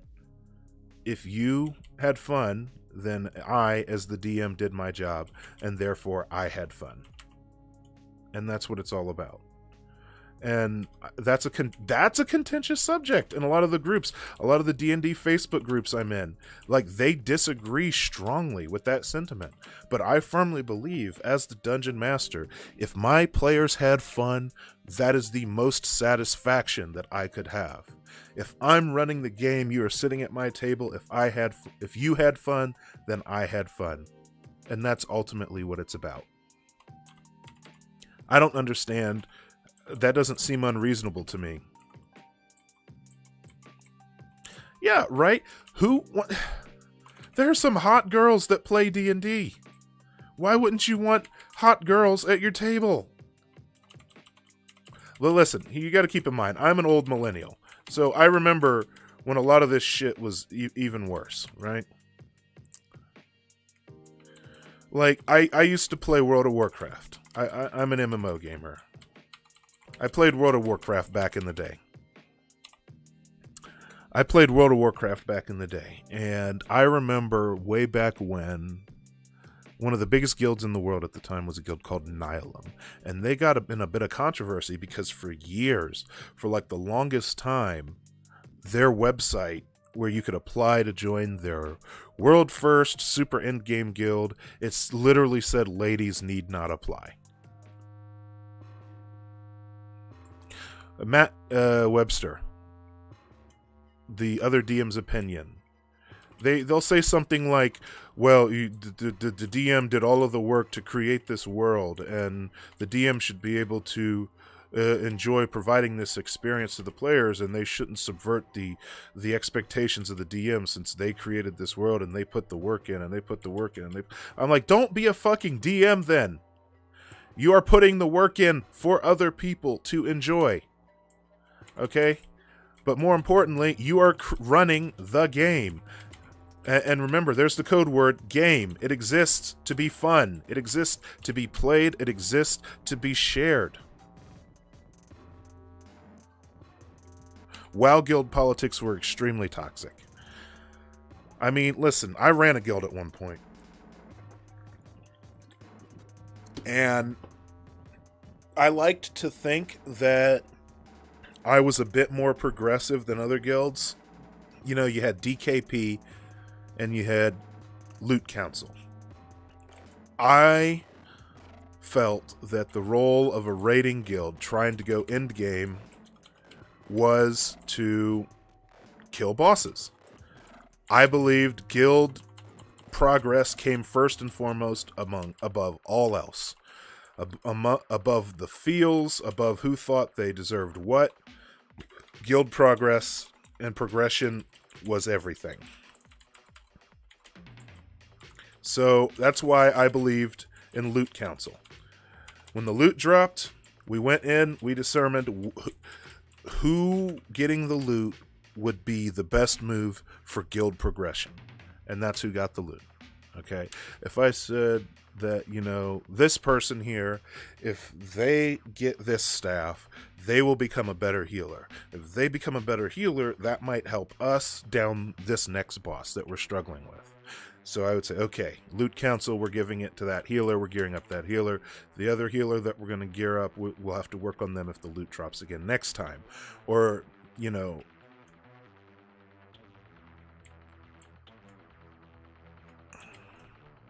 it is an uphill battle war. That being said, Loot Council was rife with abuse. There was a lot of favoritism. There was no form of player control or agency in Loot Council. If you weren't one of the guild officers, you were at the whims of the officers to determine if you ever got any loot. But DKP was inherently restrictive because DKP meant that to get loot, you had to have the time and means to basically dedicate an inordinate amount of time just to play the game, drop the bosses. You had to have hours to kill on trash, you had hours to kill on constant wipes, and you were rewarded with maybe the chance to sell some of your points to finally get that piece of gear. But if you were like me, someone who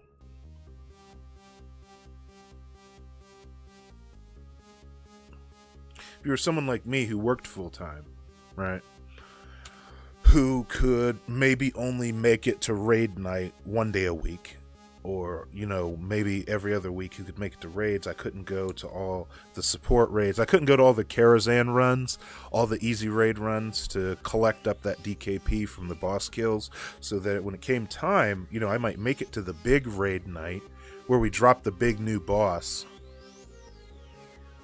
I was not able to get the gear. I'm like, guys, I can't do DKP. I work. You know, I can only make it to one raid night a week. Other people here are going to 3 and 4 raid nights a week with you guys. I'm a hunter, so there's only 3 hunters on the whole guild anyway, and you only take like 2 per raid as it is. So, yeah, Loot Council maybe should be a dictatorship. It might just need to be the guild leader or the raid leader. A DM who loved killing players, that's pretty toxic DM. There's no reason for that. We were talking about minimum wage. How do we get off topic? It is cold down here.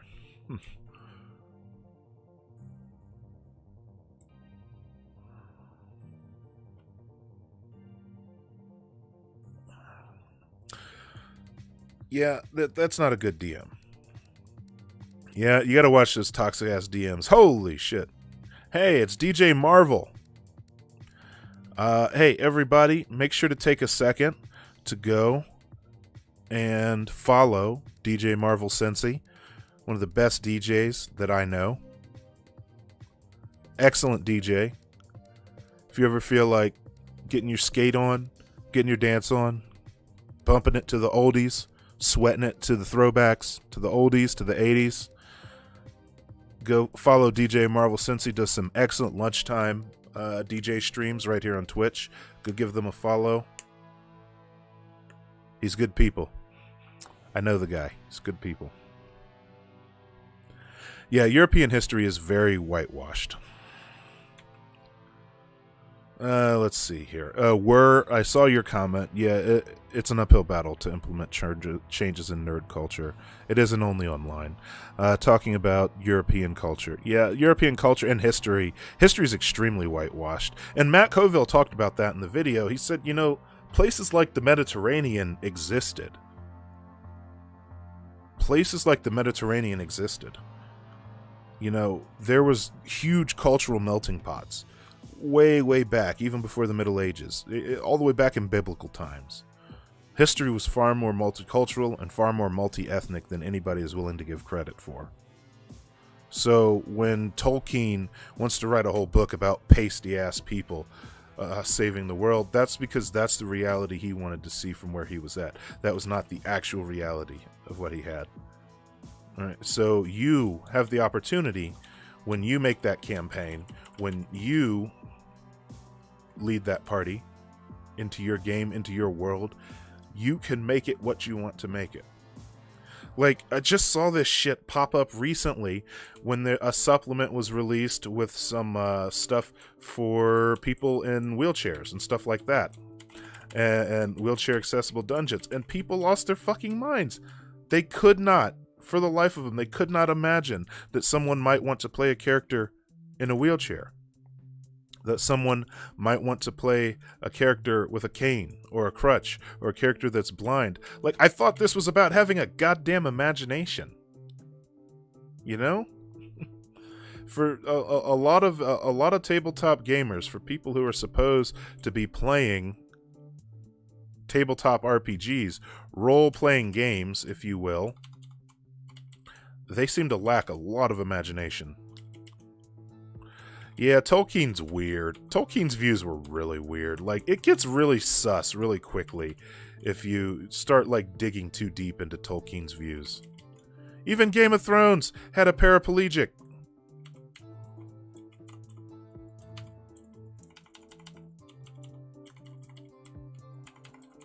Yes, Game of Thrones had a paraplegic.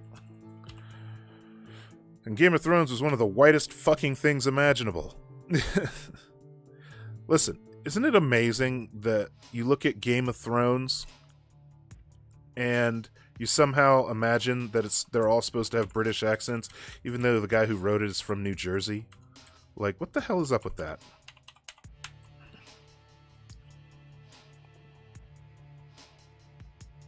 Yes, it's not that hard, you know? And so if you are running a game, think about not just the game you want to run, but think about, ultimately, the best advice I could give anyone who wants to DM is this. Don't be adversarial. Don't be fucking toxic. You're not playing a game against your players. You're not You're not playing a game against the players. You are facilitating the game for the players to play in. Right? So you don't need to be adversarial against the players.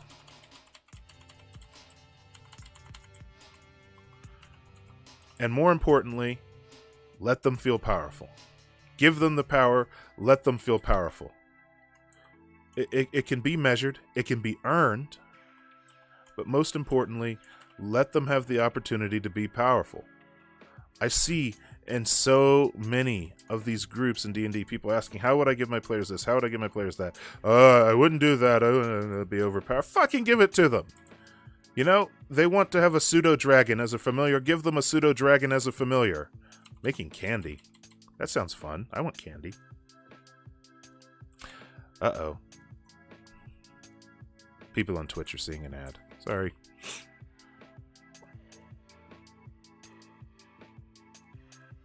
Yeah, it amazes me that people lose their shit over the idea of somebody playing in a wheelchair.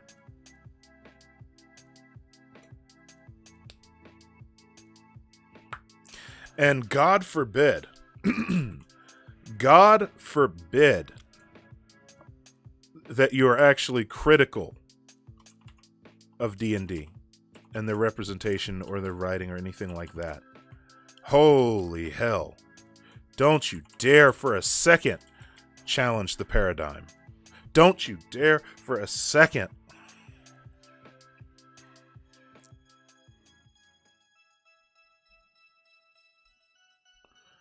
Don't you dare for a second be critical of D&D. Don't you ever be critical of its writing or its representation among different ethnic groups. Don't you ever dare be critical.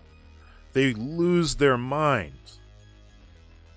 One of the groups I'm in on Facebook that talks about Dungeons and Dragons 5th edition,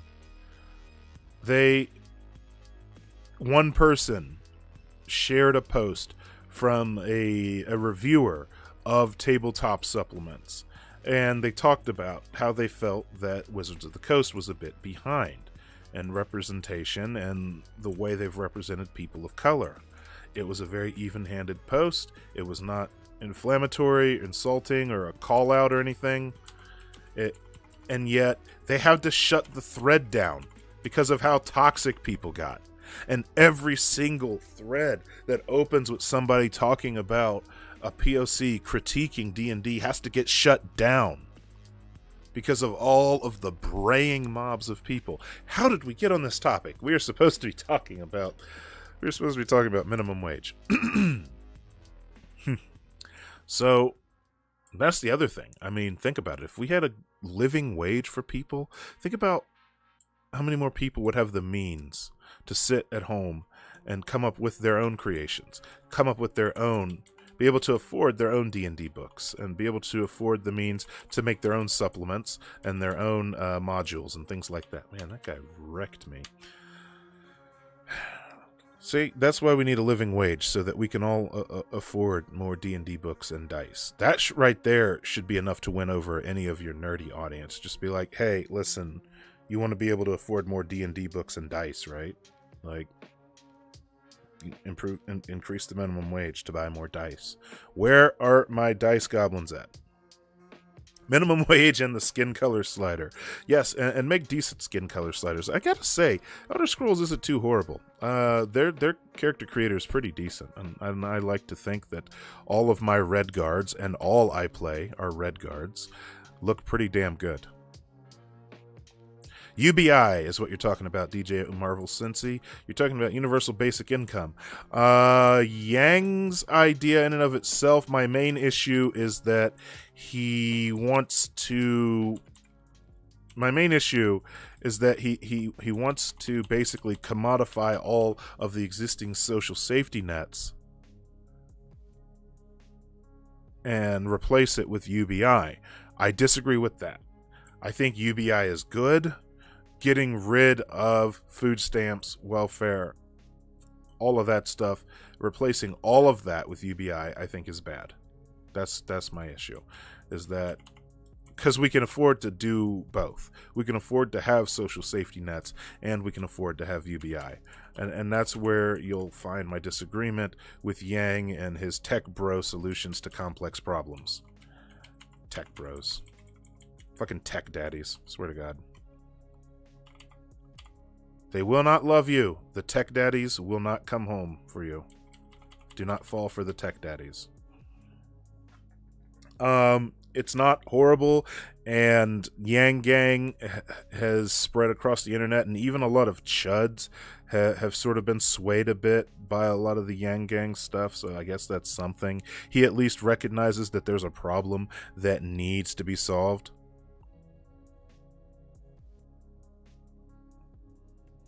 Wow, with 0 kills, I led my team. Yikes. Not playing any more of those on that character. We're going to switch to the Nightblade.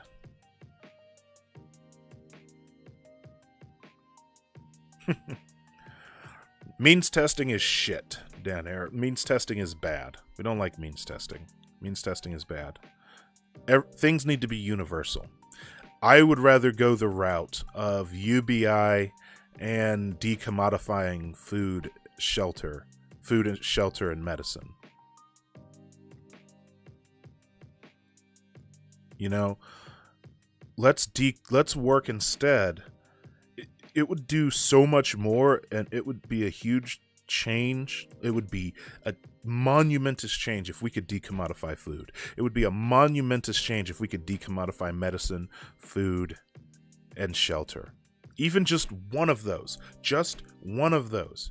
If we could just institute a universal food pantry that required no currency to use, overnight, we would see massive sweeping changes. If we could guarantee universal housing, independent of those other two that I listed, massive, monumentous changes. If we could institute universal fucking healthcare, monumentous change. Zara Kadem, yeah, it turns the shades white with vampirism. I'm actually about to get on my Vampire Nightblade, and you can see it kind of fucked up the complexion. You know, it sucks. Almost all of my characters are Redguard. I do have a Khajiit. I should make an Argonian at some point. I haven't leveled up an Argonian, and I haven't leveled up an Orc yet. And I don't fuck with too many elves.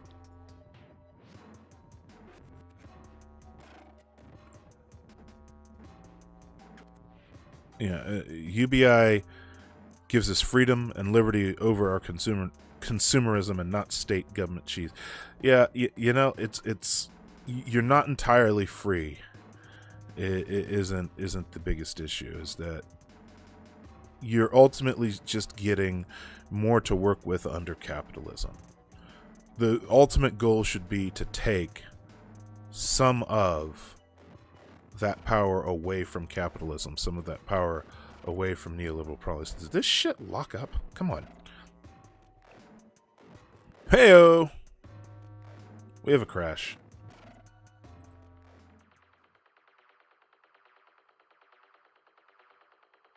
Well, that wasn't supposed to happen. Alright.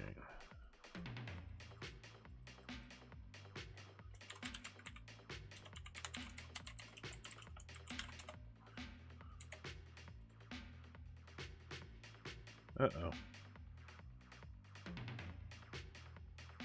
Alright. Transition. Go, go, go. Okay. So, while I get that fixed. Paizo, yeah. Yeah, they are legally free. Healthcare should not be a capitalistic entity whatsoever. Nothing yeah, exactly. DJ Marvel Sensei gets it. Abolish fucking currency. But, you know, that's next level moves. That might be shit that happens outside of our lifetime. But the point being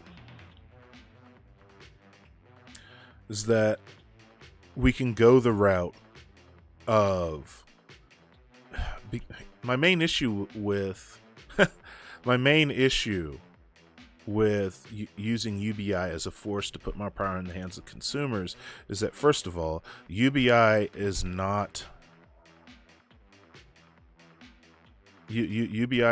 resistant to a bad election, of which we have many in the United States.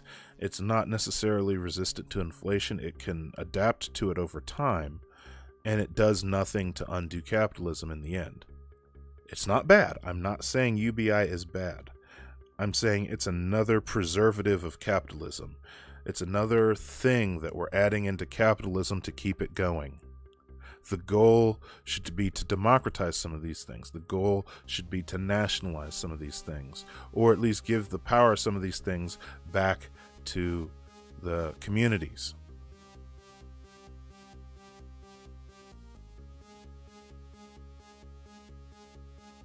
Incrementalism. I agree with you there. We don't want to do piss tests and other means testing is bad. We don't want to do that, and then we would have more liberty. Incrementalism. For some reason, my game crashed, everybody, so bear with me for a second. Give me something to talk about.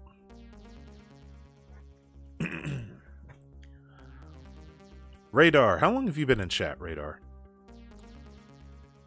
I have like a dedicated 18 to 20 person audience, and it's amazing.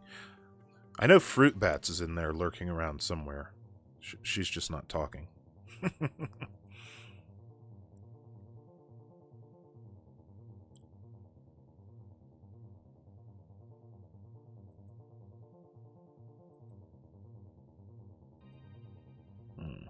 Been lurking about 6 months. You've been following me for 6 months? Yikes. Well, thank you for that. Checking my messages here real quick.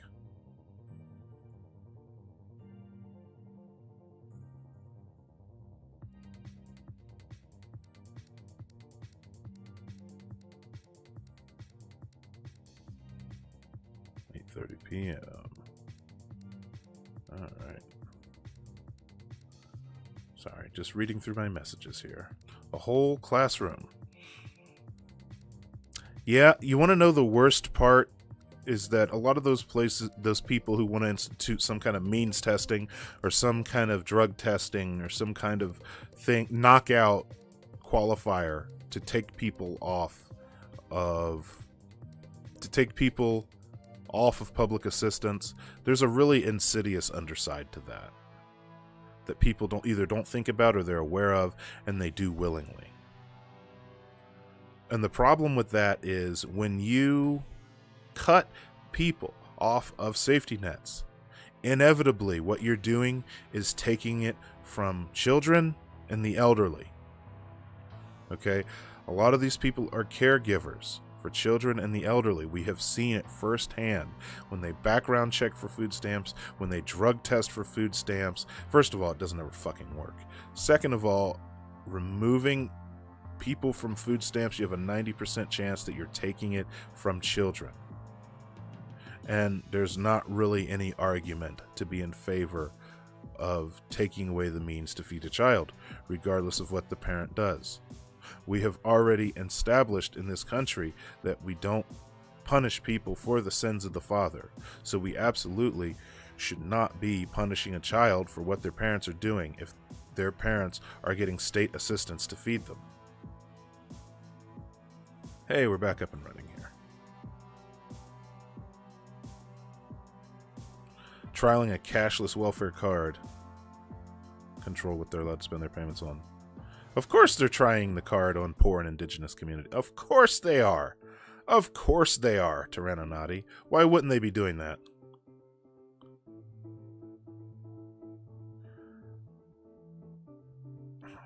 There is a lot to take inspiration from, Hector Gray. I think more of what I do is I read about older characters from D&D. And I take inspiration from it. For instance, Matthew Coville is a big fan of Vecna. But there's a lot of great characters that have been around since the OG days of D&D, the little brown booklets that are ripe for...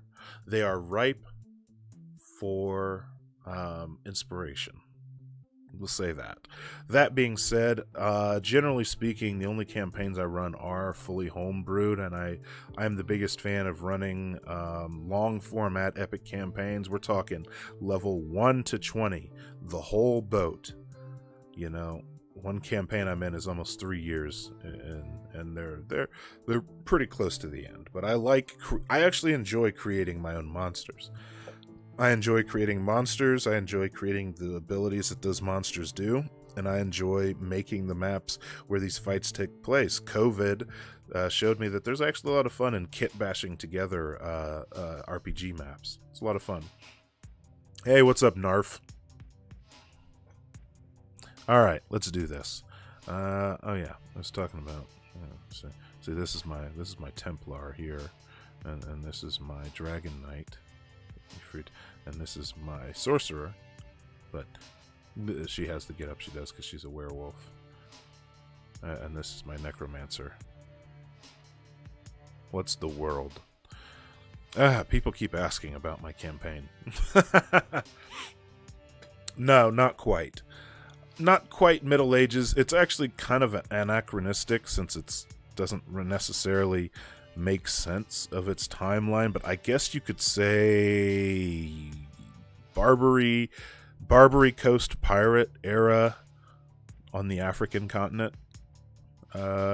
J.D. Delphin would be the closest I could say. Maybe a little bit earlier than that. It's honestly,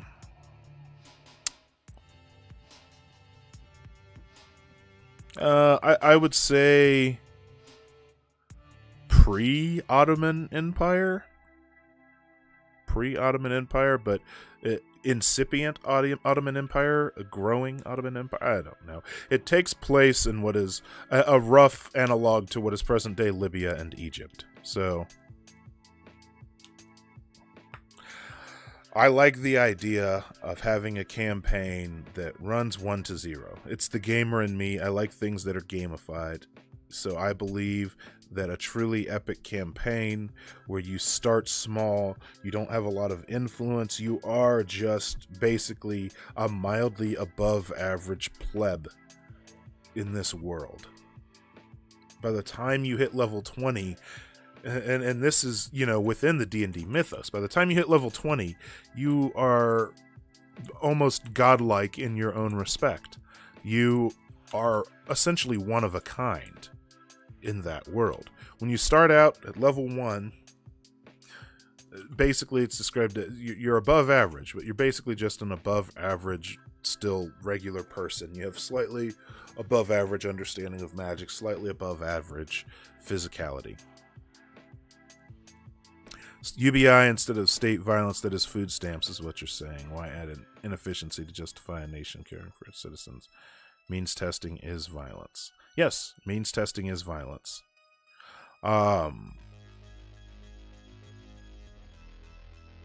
Yeah, Dan Air, I agree with you there. Except the problem is Yang's plan isn't enough, if that's what we're asking for. Yang's UBI would not be enough to cover it, is my issue. So that's the main thing that I think we have to remember. If we are in fact using currency to level out the poverty level, and we can somehow peg this to inflation so that it doesn't have to keep getting voted on, then it would need to be more than that. And we would need some way to make sure that even with this newfound currency, people have the ready access that they need to the necessities and amenities to survive. That's what's important. Incrementalism, teeth brushing.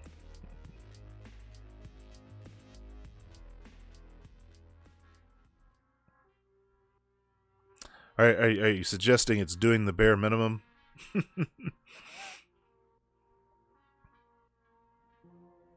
There's a whole argument to increasing the VAT.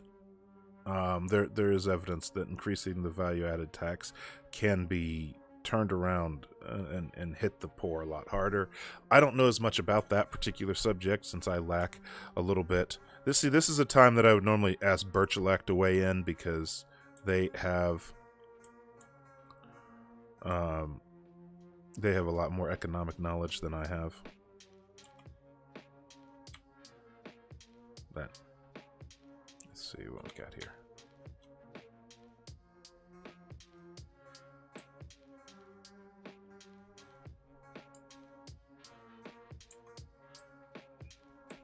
Moderate approach. Hey, listen, here's what my belief system is. Do something.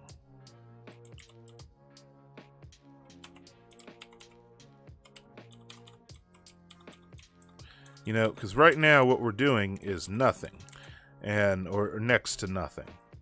I consider the fight for 15 to be almost the bare minimum, if almost nothing, because 15 is way below where we need to be.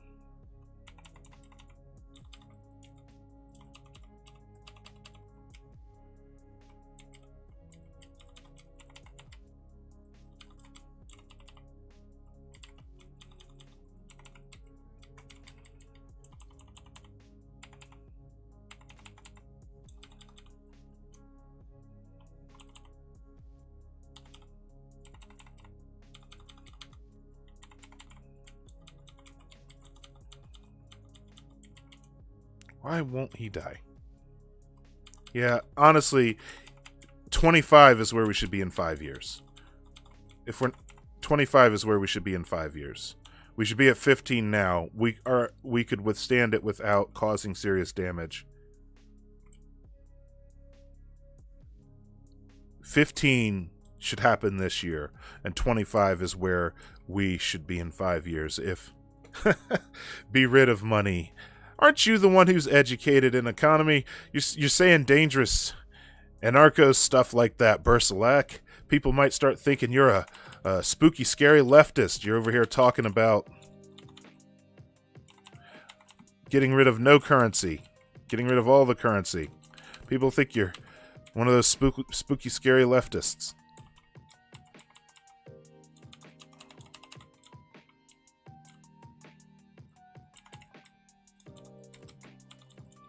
People might think you're just speaking some radical stuff. Hope your food was good, by the way. I assume that's what you went for the store for, because I'm a fatty. So if I'm going to the store, it's to cook, get food to cook.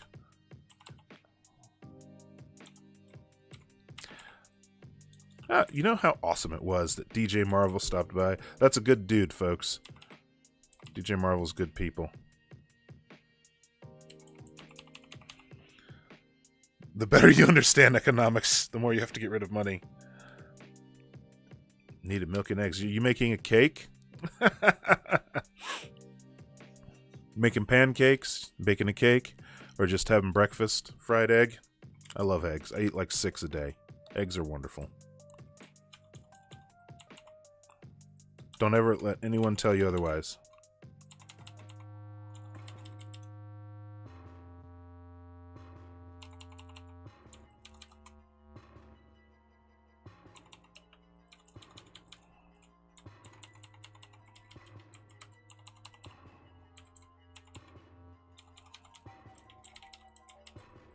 Oh, you're gonna die now, motherfucker. Oh, god damn it. French omelet every morning. French omelets are wonderful. You know, French omelet. Making bacon pancakes. Bacon pancakes. Making bacon pancakes. French omelets are wonderful. I recommend everybody make a French omelet every day just to hone the skill. You hone so many. You hone so many cooking skills in just the act of making a French omelet. Getting Kingpin vibes. Kingpin vibes from who? Bersalak or me? Because I take that as a compliment.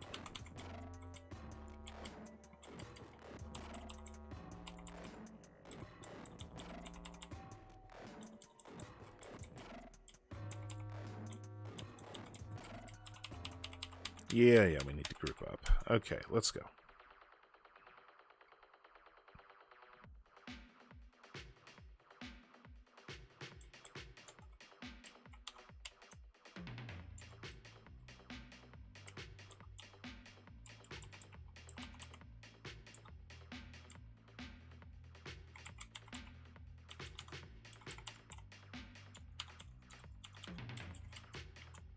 Took it right from behind us.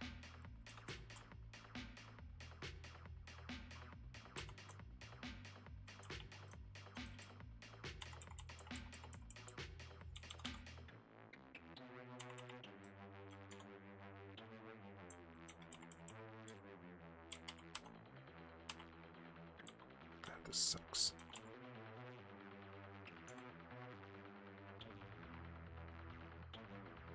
Daredevil Kingpin was all about the meticulous preparation of daily omelet. Oh yeah, I remember that. He was definitely thick. That's for sure.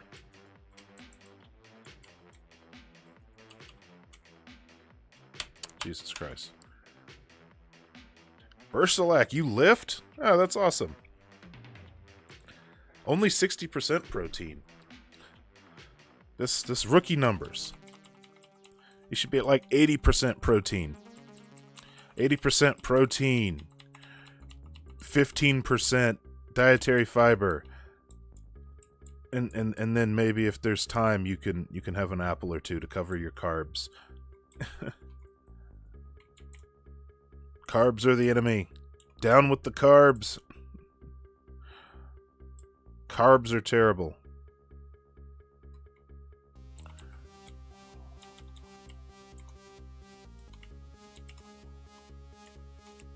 God, we suck at this.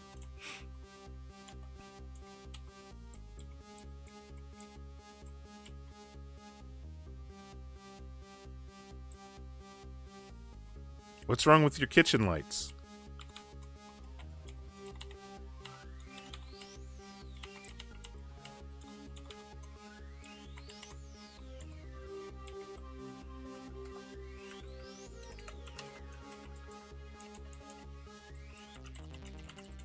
Carb-based diet and carb-based posterior. Hey, I am all about that base, Astomite, so it's okay. Listen, do you, and do you well. If you are all about cupcakes and beans on toast or whatever carb monstrosity you like to eat, live your truth. I don't even want to begin to ask Hector how long you've been waiting on that to get fixed. I'm sure it'll depress me because landlords, that's generally what they do, is disappoint you.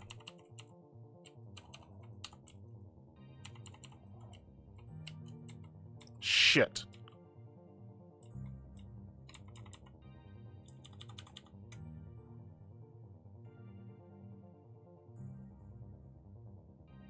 Too fucking long. Yeah, I can only imagine.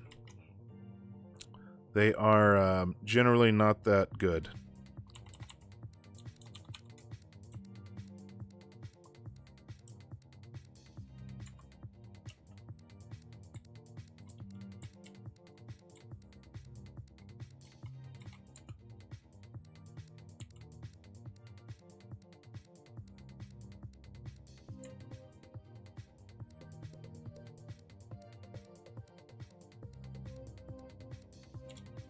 I'm not saying eat your landlord, but I am saying, you know, if they maintain a good fitness regimen, they could probably be, you know, nutritious for you if you're spending too much money on rent.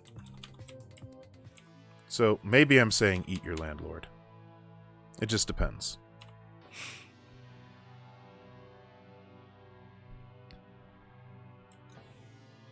And if anyone at Twitch is listening, that was sarcasm.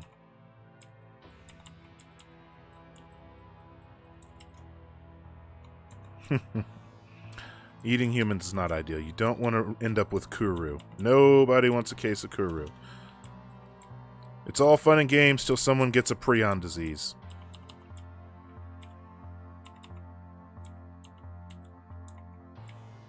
Then what? Look at you.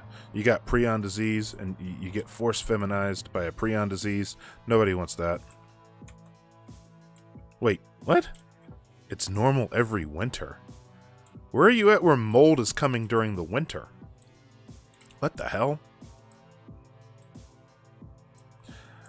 Someone said something about Army Hammer being an abuser. I don't know where that turned into cannibalism, if we're being honest. Listen, Twitter loses the plot constantly. So, last I checked, they're talking about some woman with glue in her hair. So, I don't even know what we're talking about now. Hey, what's up, Ludlow Vert? Not a worshiper of Namira. No, Astomite. No. Sithis. I mean, I figured... You know, you may not have seen it, but there's a black hand insignia on the robe of my Nightblade here. Hail Sithis!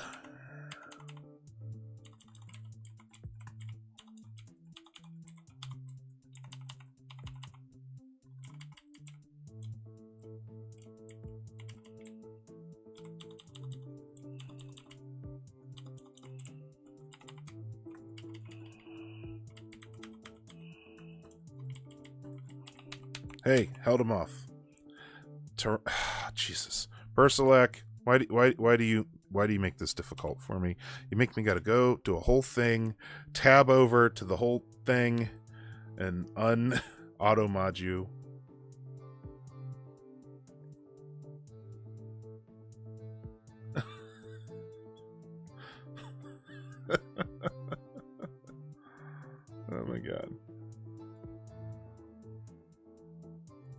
Okay. Scribing wanted to eat her, take bites out of her. Wow. That is dark. Army Hammer is kinky.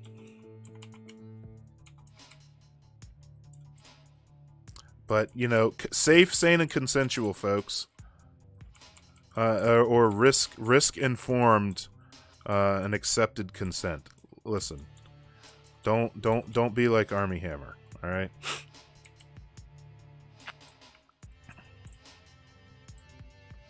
Hey, listen. Safe, sane, and consensual cannibalism. Risk-aware, consensual. There you go.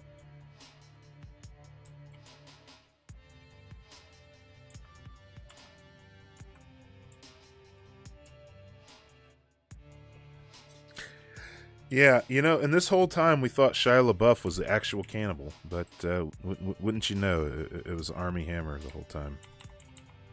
Army Hammer. Actual cannibal. Get fucked. Alright, let's see here.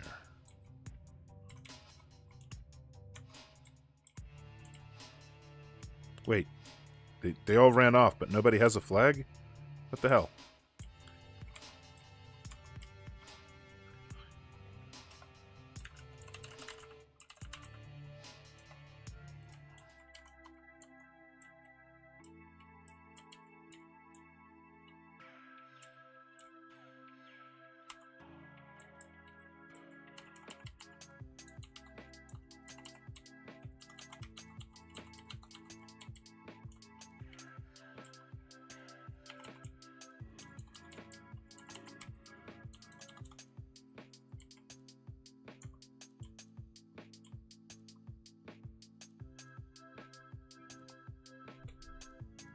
I can imagine that whole situation went to hell really quick. LaBeouf, I thought LaBeouf was French for the beef. I thought, I didn't know it was French for eats people. Yeah, definitely do some self-care prep before watching a video about abusers. Well, hey, Brennar, welcome to the chat. I mean, I'm more in the camp of 25, but the only issue with 20, there is no issue with it except that it's what we should be shooting for. 20 to 25 is what we should be shooting for right now. The establishment is against it because the only argument that could be made against drastically increasing the minimum wage, like rapidly, like bringing it up to 15 now and raising it to 25 in a year or so, or even just raising it to 20 and then taking it up to 25, is that it would hurt shareholders and it would impact dividends and things like that. It would definitely infuse the economy a lot more. Oh my god, you all are memeing. It stands for beef. Oh my god.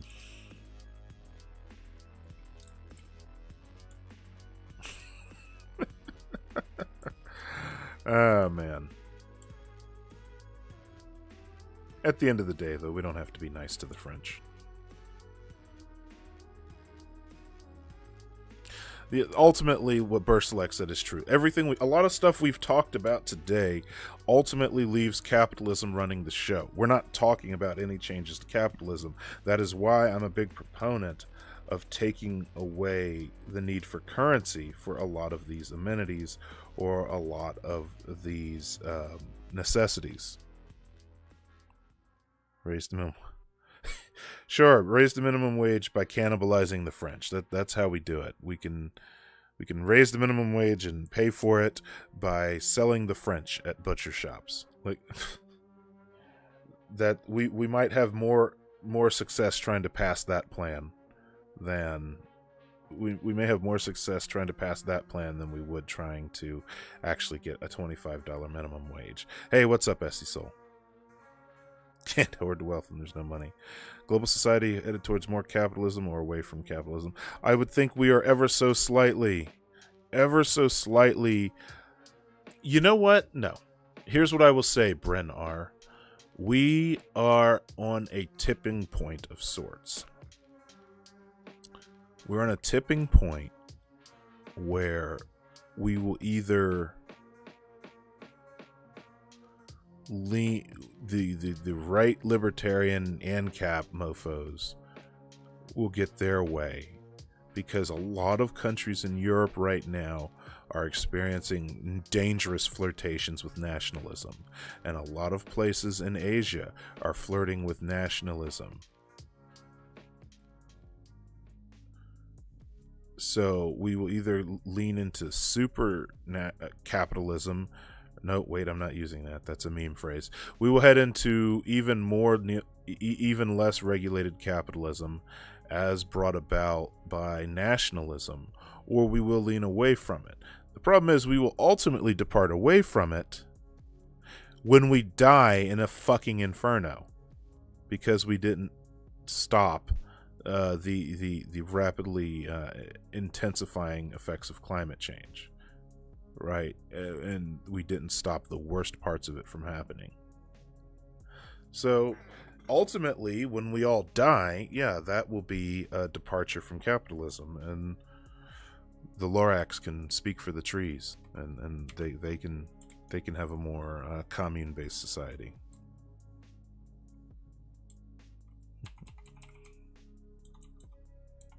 Yeah, we'll leave plastics for the next species to discover. May they find something better to do with them than what we're doing with them. See, now I have to watch Twitch chat to see if Berzelak gets auto-modded. That's going to become your chat role pretty soon here, Berzelak, is I get censored. Because you say the naughty words all the time. I'm actually scrolling up through chat to see if you got auto-modded any times earlier. Yes, somebody asking if I worship Namira. No! Dark Brotherhood, all the way. Look at that. Look at this wonderful Dark Brotherhood robe. Look at that. Look at the black hand right there. Had to do a whole quest line to get this robe, too. Pretty fun quest line.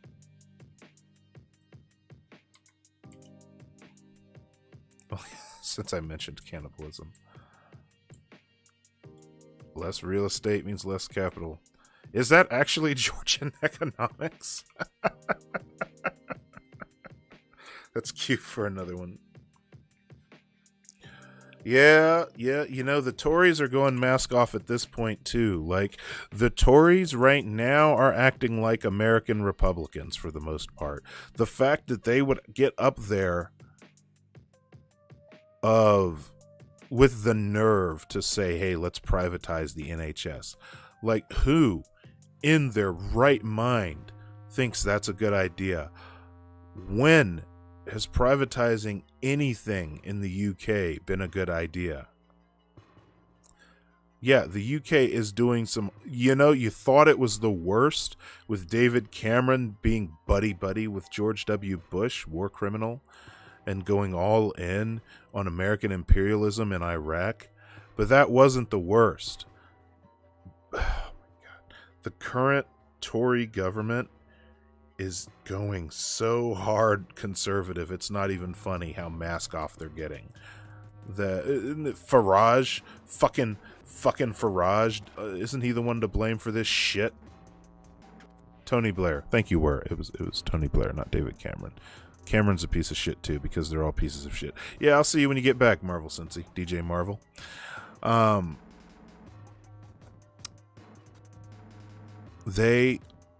They're fucking their country up. They are taking every single step they can.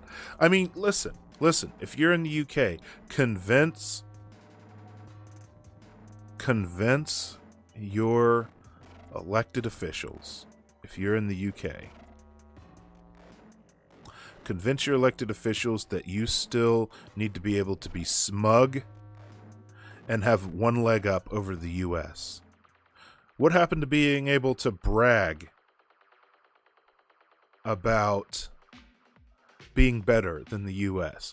Like, hey, the Americans are so stupid with their privatized insurance and their privatized transit and their public-private railroads. You know, you all should be able to have the right to brag and say, hey, at least we're better than them fucking Yanks across the pond. I can't do a British accent. I shouldn't try to. You should absolutely maintain that air of supremacy. Don't lose that. Don't let the UK take that away from you. Remember what was lost. Oh, I know the Tories have always been shit. So, it's funny because leading up to the Revolutionary War in the United States, we had people here in the U.S. that went by the term of Tories as their political party.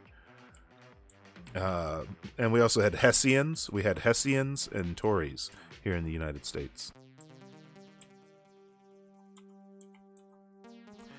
You know what? Yeah, at this point I'm like, hey, Scotland, just you do you. Go off, King. Scotland, live your truth, Scotland. UK is that meme. It's like, could have been us, but you was playing. UK is on that bullshit right now.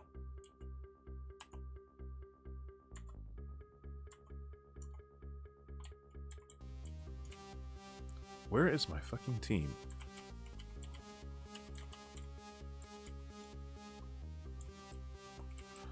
Reunified Ireland. I am here for that so hard you have no idea. Ireland, the home of the only good Republicans. The only good Republicans is an Irish Republican.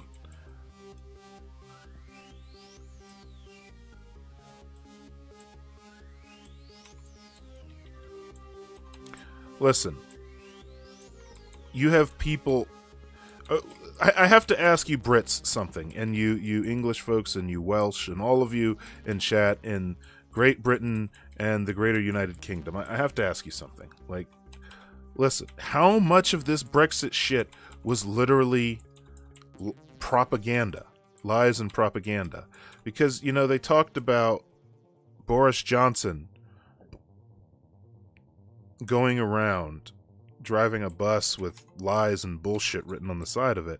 Like, is that literally what pushed this whole thing? Is there any truth to this whole Brexit movement? Somebody tell me that there is some truth to this, that there's something that the British people could possibly gain from this. Or is this literally all Trump level lies and propaganda? And because that would be damn depressing. I'm just saying. Because that would be an even shakier premise than what Trump used to get elected here.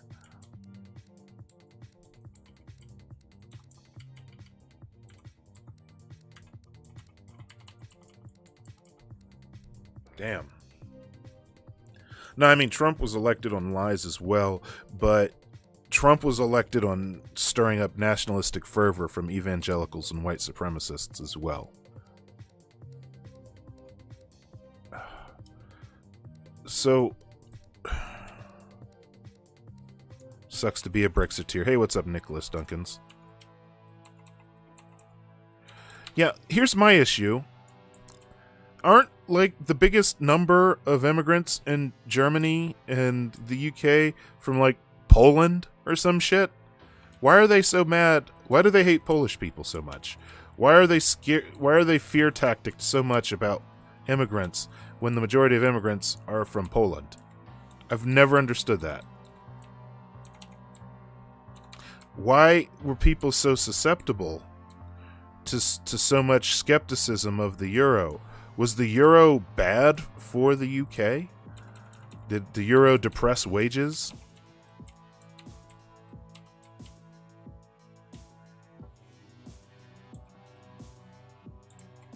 Hey, Tenderizer, thanks for joining us tonight. This whole Brexit thing is fucked. And people voted for it. That's the worst part.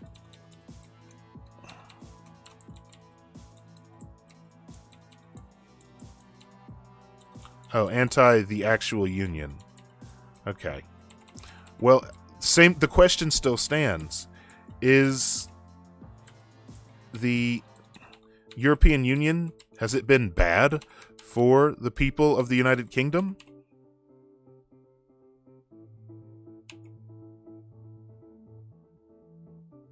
Shaving votes from the Conservatives. Wait. It let non-Brits in. Wait, wasn't UKIP the far-right party? Wait, didn't Sargon kill that party? Didn't Sargon's participation kind of implode that fucking party?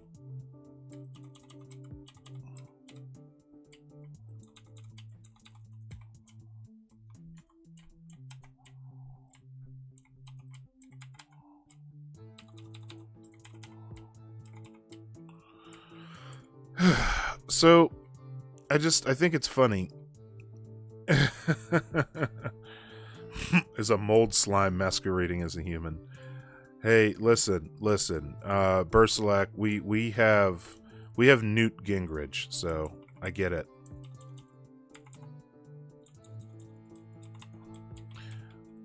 We have Newt Gingrich and the Pauls.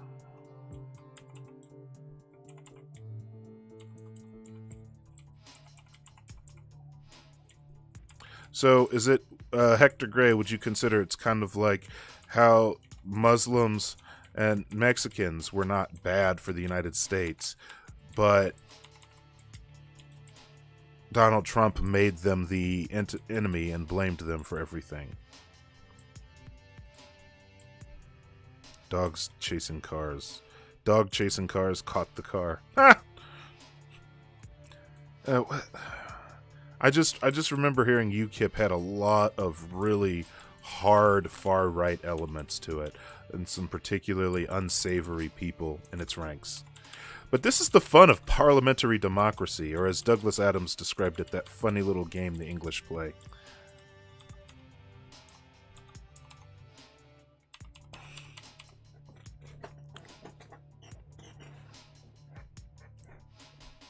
Wait, but I heard that nobody actually wanted it, but didn't they... Oh, yeah, no, Boris Johnson was a propagandist through and through, but I know politicians didn't want Brexit. I'm calling him a propagandist, not a journalist. Because he's even admitted to using the most sensationalistic and over-dramatized language to elicit a nationalistic response. But hasn't the people of the UK had the opportunity to cancel this or to pull out of this Brexit?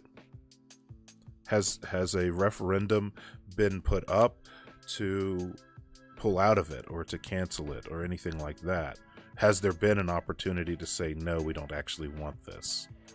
Or for that matter, has there been any recognition of the serious astroturfing of the whole Brexit campaign? The Tories won't allow another vote on it. Oh, Jesus Christ almighty.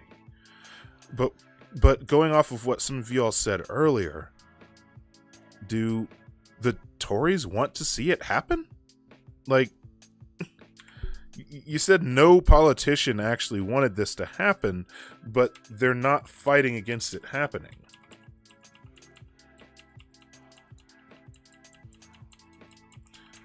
But Hector, they're doing that even though it's going to really fuck their country up. This is going to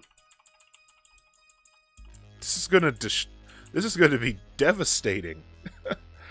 This is bigger than like building the wall.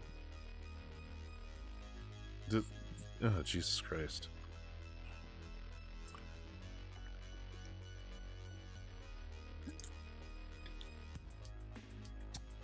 Damn.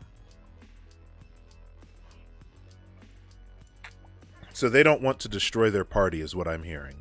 Is because the Tories now have... This is basically what the Republican Party has done. The Republican Party pinned themselves to the coattails of a demagogue.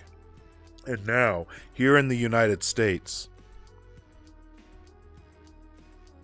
the Republican Party is imploding because people went all in on Colt 45, including a lot of Congress people. They went all in on Colt 45, and now they have to deal with the fallout from that. And they stuck around even as he ginned up a potential coup attempt. And so now you have the pro-Trump Republicans, or the Republicans that have some modicum of reason left, even if it's just a matter of protecting their future elections because their constituency is woken up.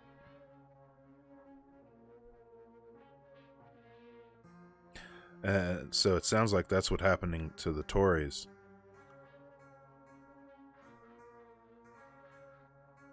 But they're out to go whole hog on robbing the country blind.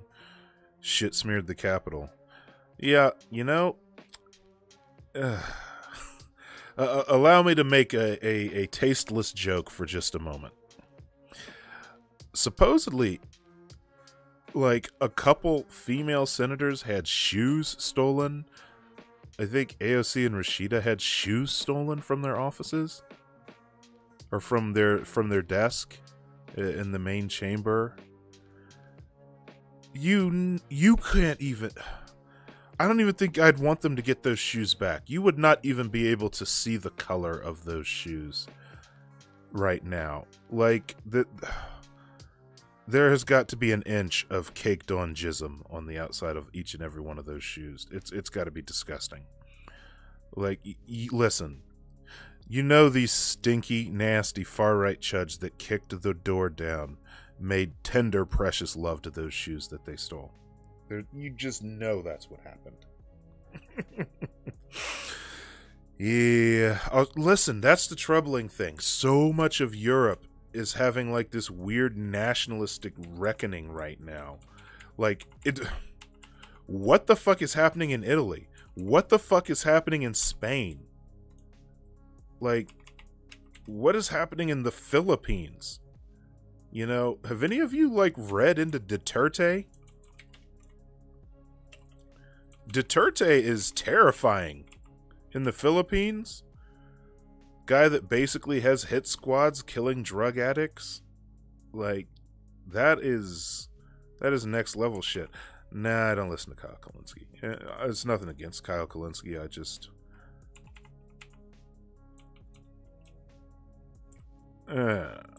yeah, no, Duterte is terrifying. Yeah. Oh, God. And Duterte isn't even shying away from it or denying it. He's leaning full into it. He has basically straight up said, his state will take you out. Yeah. Right now in the Philippines, if you are a substance user in the Philippines and you did not submit to going to one of their state fucking gulags for treatment, he's going to let masked killers literally roam the streets and hunt you down. Yeah, no, Duterte was literally a mobster that got to where he was. Estimite, sorry, I saw your automated. Germany does have some Nazi issues. They at least seem to take some steps a little bit better than other countries to nip that shit in the bud. But yeah, they do have, fun fact, a lot of German Nazis, because they can't fly the colors that they want to fly, use American Confederate flags. I always thought that was weird.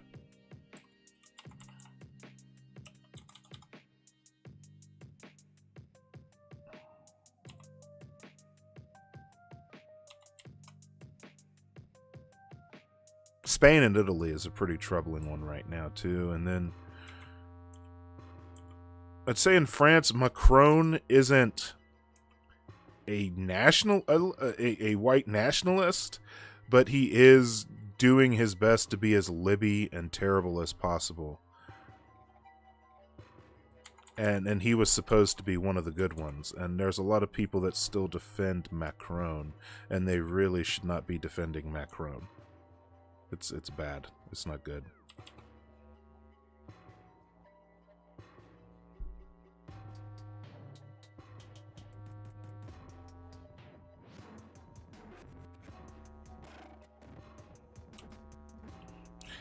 Yeah, Scandinavian countries terrify me. So I listened to some podcasts and I talked to some people.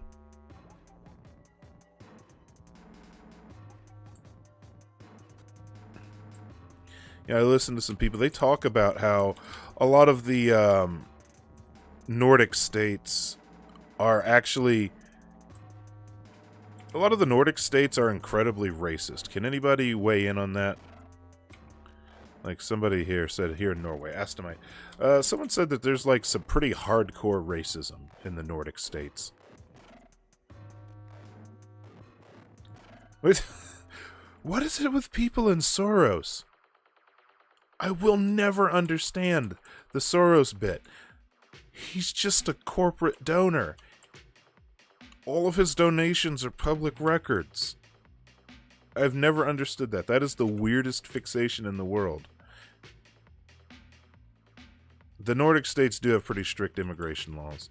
And also, to my knowledge, they, well, you know, at least, I can't speak for all of them, but Norway, to my knowledge, has quite a bit of oil money themselves, if I'm not mistaken. So, right now, neoliberal capitalism is working really well. Long tradition of white savior syndrome. Wow.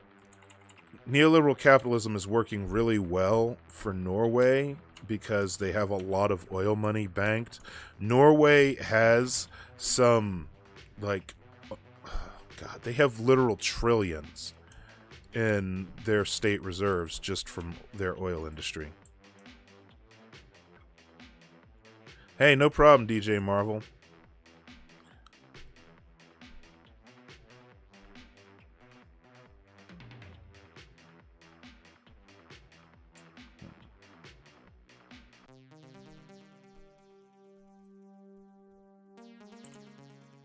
Well, I got this many viewers. Let's do another battleground.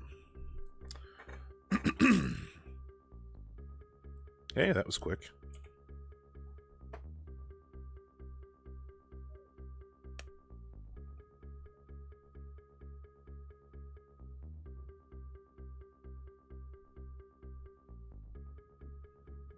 Surprised nobody, they do have strong unions in some of the Nordic states, that's true. And lots of oil money. Lots and lots of oil money. Like a stupid, like Texas level oil money. Like Saudi Arabia level oil money. Except you all spend your money on like public works and shit that helps your people. And like a lot of European stock trading. Just stupid amounts of oil money. Like Alberta oil money. Hey, I'm surprised nobody has redeemed any points in chat. There's been some heavy chatters today. Nobody there. For those of you watching on Twitch, I've got those fun cheer things. They tell me to tell people, to encourage people to interact with the chat using those things. I don't know if it does anything to increase engagement. Quite a few co-ops. Beard combing is disabled because I lost my comb, Bersalak.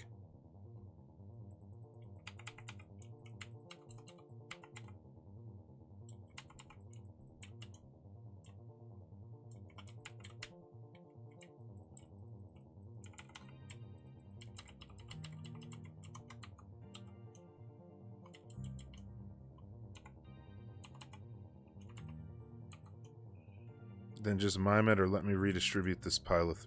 There should be other things available to redeem. Beard combing shouldn't even be the highest one on that list. Aiming for 0 asylum seekers. Jesus.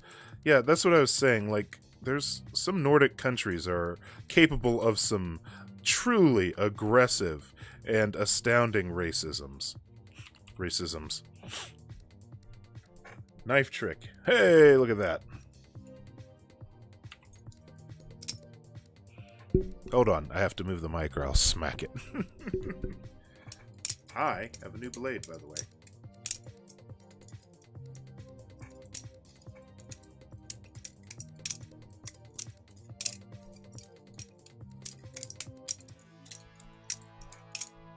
Boom!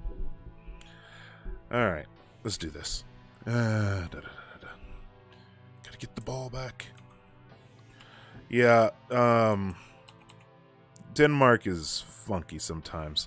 I think someone in one of my regulars is a person in Denmark, a student in Denmark. I had a great chat with them. So, listen, we can do better than the Nordic model, people.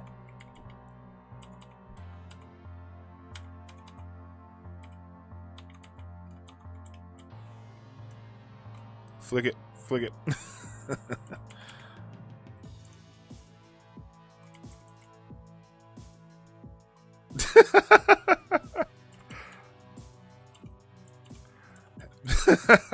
Just stand outside of a club and be like, hey, adventurer, you looking to make some quick coin? I've got a task for you to do, if you've got the means to get it done.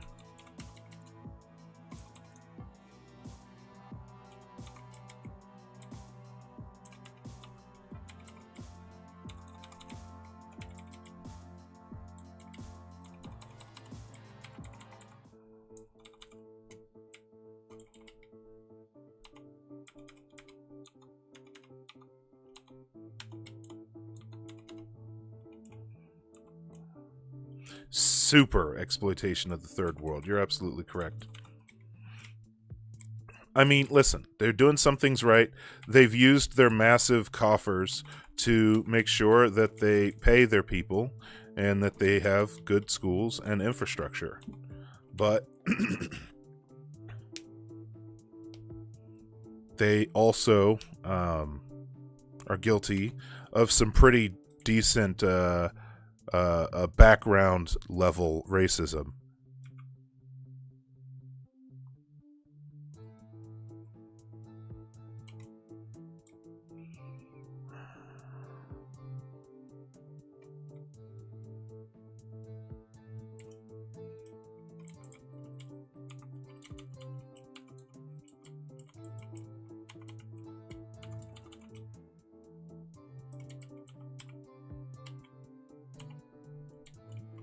No, get away from me. Stop running near me.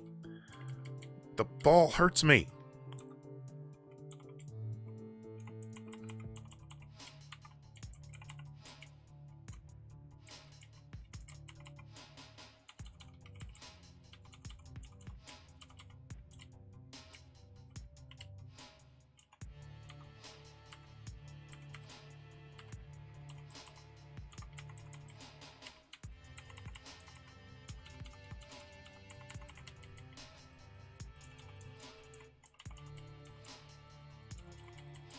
Damn it.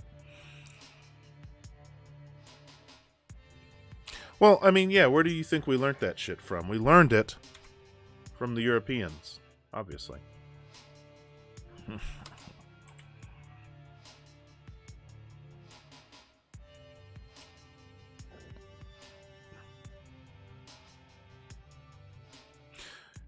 Is Greenland a colony? Wait, was there indigenous... Okay, first of all, what do you call people from Greenland? Greenlanders? Greenlandians? Greenlandians? Stand by, everybody. Give me just a second.